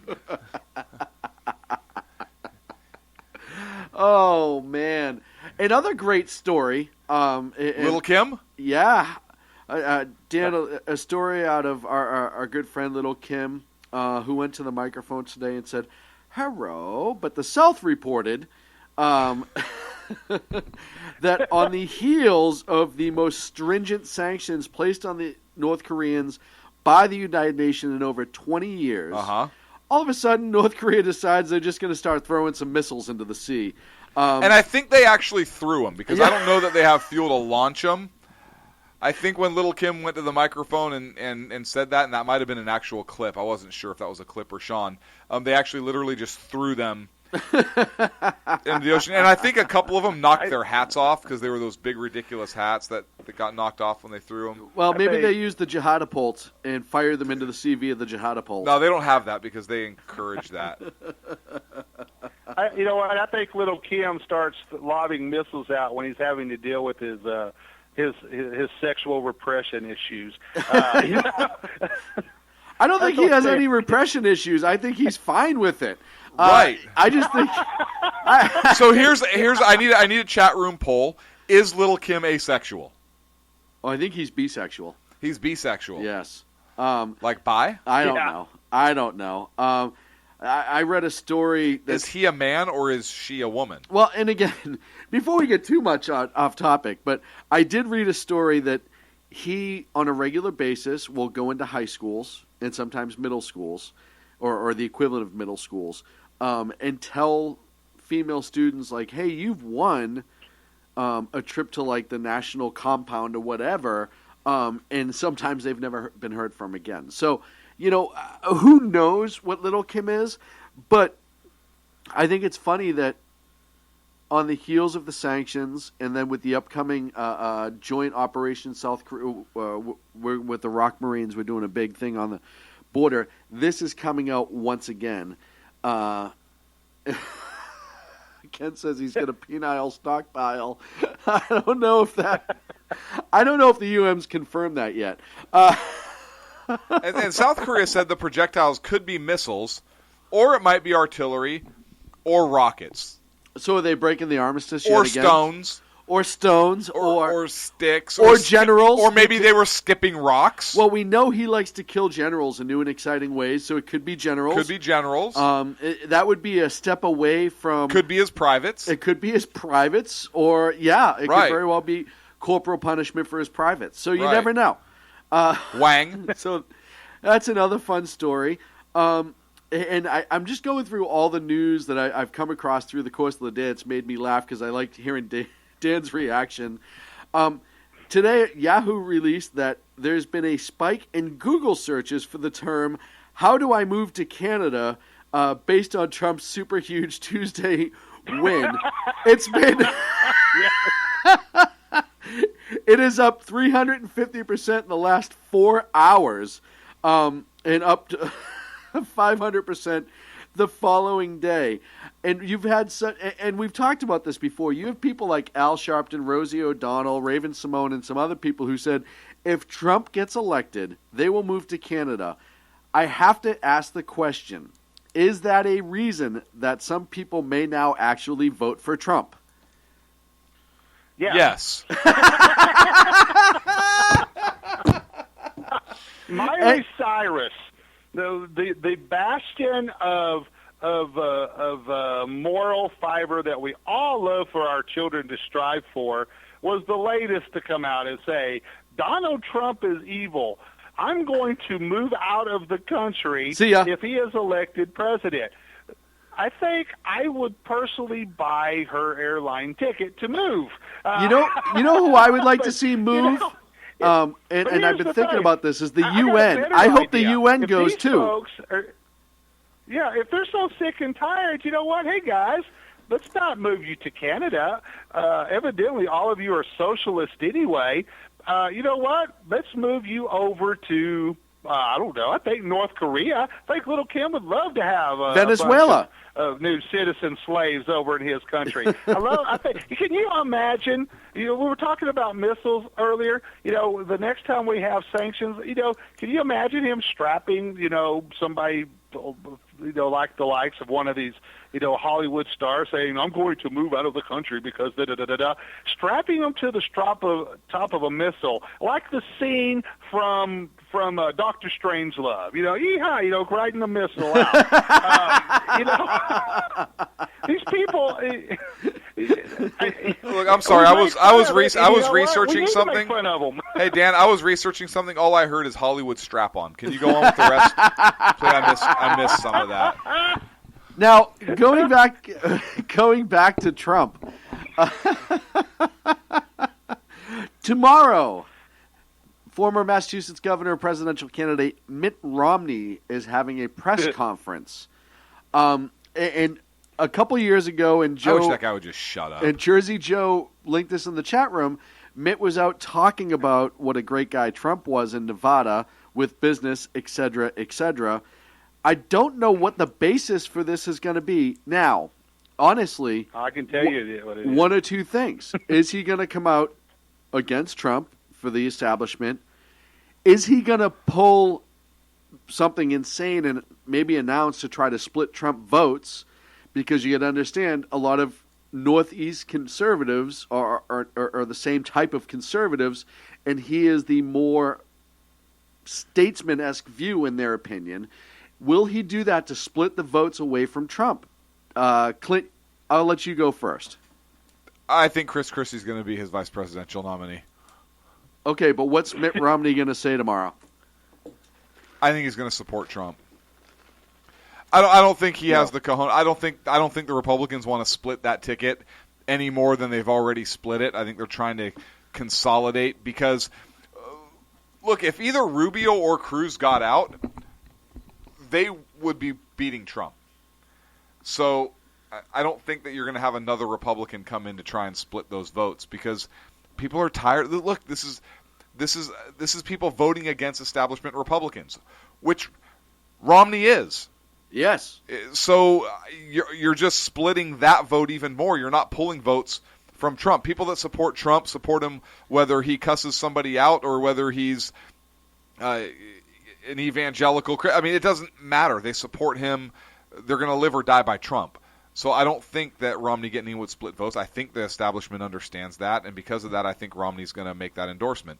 But I did notice Chris Christie's big, fat jowls standing behind Trump at his press conferences and so forth, and speeches yesterday. So I think that I would be surprised if Chris Christie were not on the short list for a running mate for Donald Trump should he get the nomination.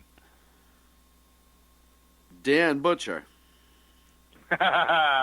Mitt Romney is going to come out tomorrow and absolutely trash Donald Trump. The war is going to escalate a little bit.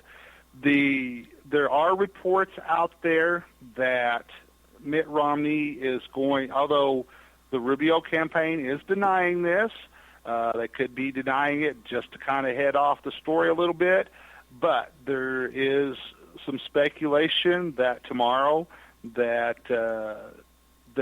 Mitt Romney is going to come out and throw his support behind Marco Rubio. So I hope you're really right. Add an entire new dynamic to this race if that happens. One thing is for sure tomorrow: the feud between Mitt Romney and Donald Trump is escalating even further than what his ongoing feud, if you want to call that, is between Marco Rubio and Ted Cruz. Because at some point, Ted Cruz because Marco Rubio is actually backing off dramatically from the rhetoric against Trump. Earlier this week, Cruz is saying the usual stuff he says. Trump is saying the usual stuff he says because I think they know eventually they're going to have to be talking with each other about vice presidential combinations and stuff like that, about the ticket. Whereas Mitt Romney is teetotally pissed off at what Donald Trump has been saying about him and about the 2012 race and how he lost that race and such. He did. And so if you watch the escalation of words over the past couple of weeks has gotten bigger and bigger and bigger, and that has drawn Mitt Romney out of the woodworks back to the forefront. And some in the Republican Party are saying, hey, maybe Mitt Romney is our best chance to there's no way maybe to slow down in the timing of this, as we're heading into the next series of states where we have winner-take-all states with the primaries, the timing of this is very specific, very significant, and he is going to be talking about how disastrous a Donald Trump how disastrous it could be for the Republican Party if Trump is the nominee, how disastrous a Trump presidency could be. But the other kind of underlying part of this story is because of the close relationship that Mitt Romney and Marco Rubio do have, that he is going to actually throw his support behind Rubio. I hope so. I don't know that that's the case because I think Romney still wants to be relevant, and right. I think that if he gets behind Trump, he may have a shot at a vice presidential bid. And I think his ego would allow him to support Trump in that case. Kind of like what Christie did when he took down Rubio and then got out of the race, and now he's got his head so far up Trump's posterior that he can't see straight. So right. I hope you're right because I like Marco Rubio, but I don't have faith that that's the case. I've been wrong before, as evidenced by my divorces.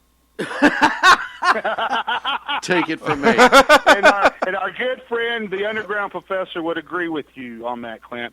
I think he's going to come out against Trump. I think that he's going to come out against Trump. I don't think he's going to be harsh against Trump. I think it's going to be more of a pro-Rubio. So that would be an endorsement for Trump if he's not harsh against him. So I'd be right. Thank you. No, he's going to come out in a pro-Rubio statement. I don't think he's going to outright bash Trump. I think there'll be a lot of alluding to Trump without necessarily going after Trump directly. So we have three different answers here. And like I said, I also would not be surprised if he throws his name into the ring. I seriously, part of me thinks that at some point Mitt woke up and he said, now's the time. So you know who wouldn't surprise me if he throws his hat in the ring? Is Rick Perry.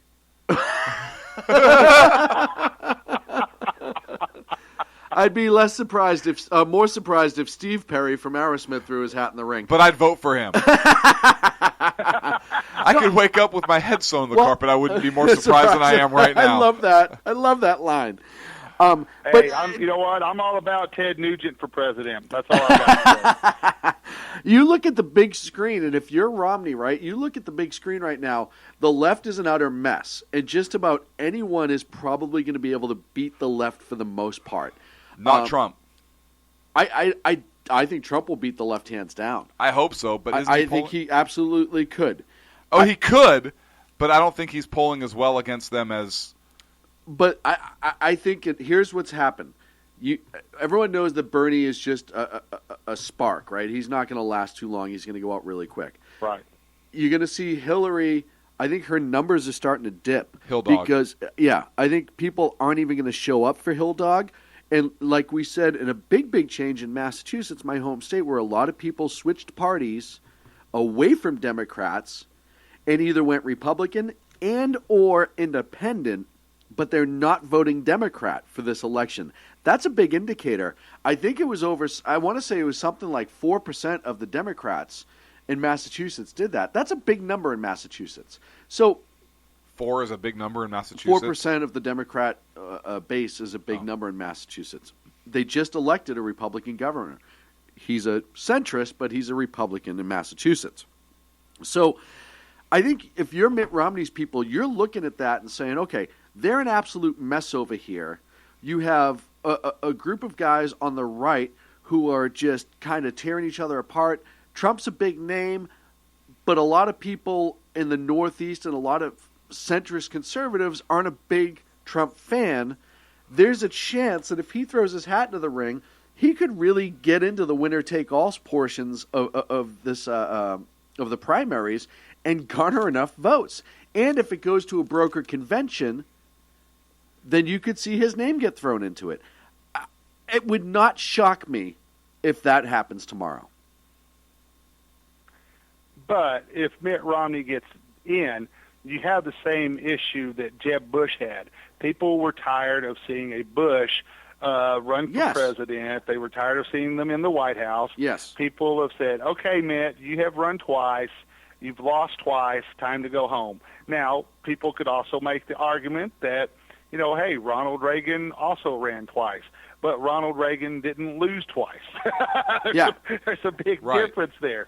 The second time was the charm for Ronald Reagan. And the way that Mitt Romney lost the election in 2012, Mitt Romney lost that election solely because, you're talking about millions of conservatives chose to stay at home and not vote for him. And that is what we were talking about and kind of coming back full circle in the discussion tonight. That's the last thing the Republican Party wants. They don't want any of these Republicans that have been coming out in these primaries to stay at home during the general election. If they stay at home during the general election, it doesn't matter if we put Trump, Cruz, Rubio, it doesn't matter who we put out there, the Democrats will win the White House. So the Republicans have to be thinking to themselves, okay, we have to put the candidate out there that's going to keep these voters, keep them coming out in all of the primaries, keep them coming out and talking in all of the discussions that's going to bring those out. And that keeps coming back Let's face it, Ted Cruz does a very good job of bringing the voters out as well. Marco Rubio, not so much. So you kind of have to put that to the side there. But bottom line is the Republicans have to keep those voters out. They cannot let them stay home. Because the Democrats, because in 2012, the Democrats did not come out and vote like they did in 2008 for Barack Obama, but we still lost because the Republicans stayed home in greater numbers. Now, here we are, the two presidential elections in a row, the Democrats are staying at home, even more so than they did in 2012. Now we have the resurgence of conservatives, of Republicans coming out to vote. And we cannot let that resurgence go away. And, boy, you want to talk about sending them back home quicker than they ever came out to support Trump. Throw Mitt Romney back out there, and you will see that. What Romney's intentions are purely speculation at this point. We know for a fact, because some of his folks have been leaking it out, that he is going to talk very negative about Trump. Whether he's going to endorse a candidate, whether that be Cruz, he's going to talk very highly of Cruz and Rubio. If he does endorse, he would be more likely to endorse Rubio, just because they do have that close relationship. But the worst thing that the Republican Party can possibly do is let Mitt Romney stay out there any longer than what he possibly does to give this speech tomorrow. As soon as he gives that speech, he needs to go back home to Utah and stay there. Because as soon as he and the other question is, how long will he stay out there? Because you know that Donald Trump is licking his chops and is going to absolutely savage Mitt Romney tomorrow on social media. Yeah. If that's exactly what happens, then yeah, I absolutely think he's going to hit Mitt on everything that he was wrong about, on everything he was soft about. He's going to hit him on why he's lost all the elections that he's run for. He will absolutely go after Mitt Romney. And I think what Donald Trump should do, if that's the case, is just to say, listen, why are we even talking about Mitt Romney? He's irrelevant. Honestly, he's lost 2 elections.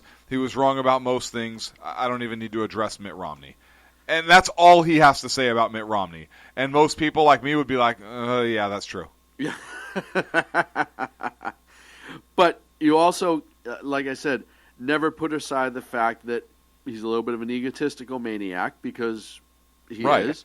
And you don't know what he's going to say when that mic goes on. Not that Mitt is a... Does Donald Trump have Tourette's? This is a pressing issue. Well, if he does, then he would be protected, because at that point, right, he would absolutely be like on disability, wouldn't he? Right, and he'd get that voter base. Something to be concerned about. If they could get themselves to the polls, I don't know. I think it's something to be concerned about. Yeah.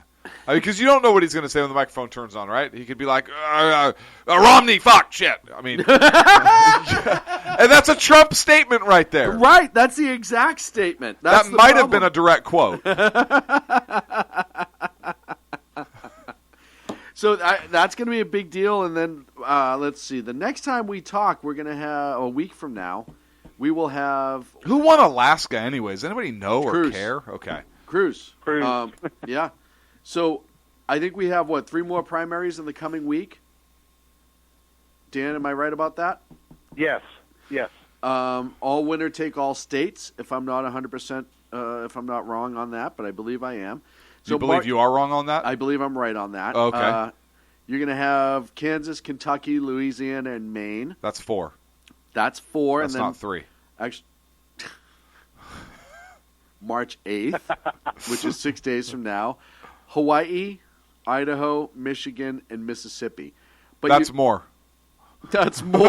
You're 100% right, buddy. It is. Yeah, and it's pronounced Hawaii. 154 delegates on March 5th, and then somewhere close to 150 on the 8th. So you're looking at another 400 possible delegates in the next week, and it's winner take all. So you're looking at, if you add those two together, math. So right, that's a lot of. You're looking at math, and that's and if you look at the delegates for the Republicans right now, you have Trump at 319, Cruz at 226, Rubio at 110, and then on the other side, on the Democrats, it's wrapped up.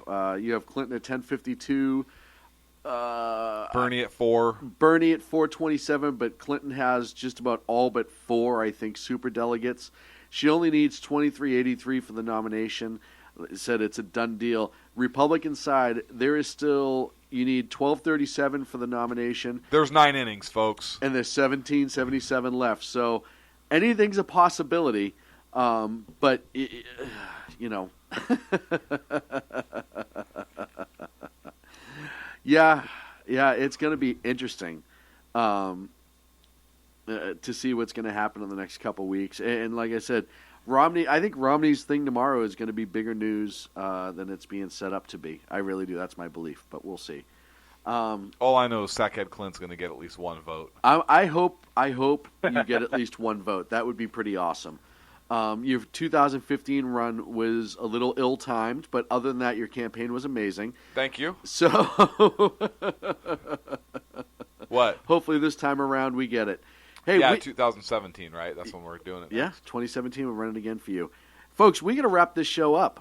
Dan Putcher, our dearest friend, thank you so much for an hour and a half of drinking and your insight on everything news. And, of course, hppundit.com if you want to stay up to date, and you need to go there and stay up to date. HP Pundit?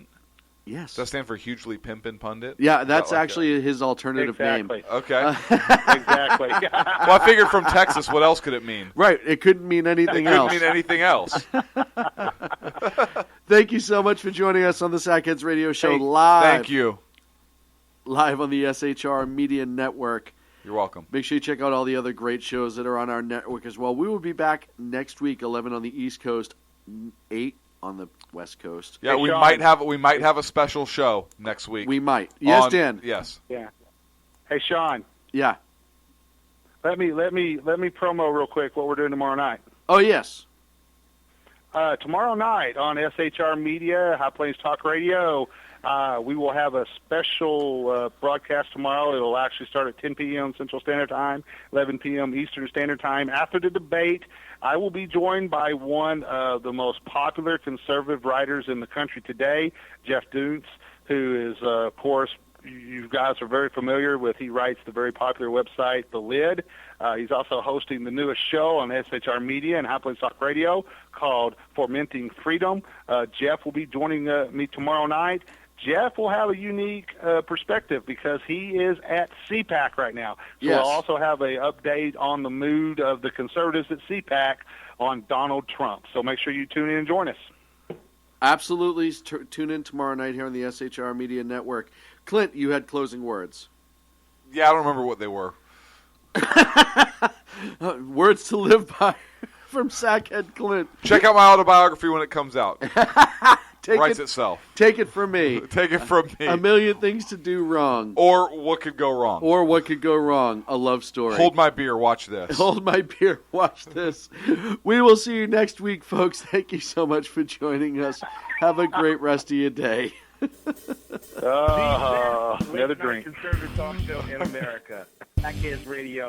And listen, there are no people better on the air to give you the best in conservative talk than Sackhead Sean and Sackhead Clint. And we're working on the immigration papers for a certain other guy who happens to work here too. For those who are tuning in around the world to the best in late night conservative talk, Sackheads Radio. Hack News. Hack News. Radio. Hack News. Hack News. Radio.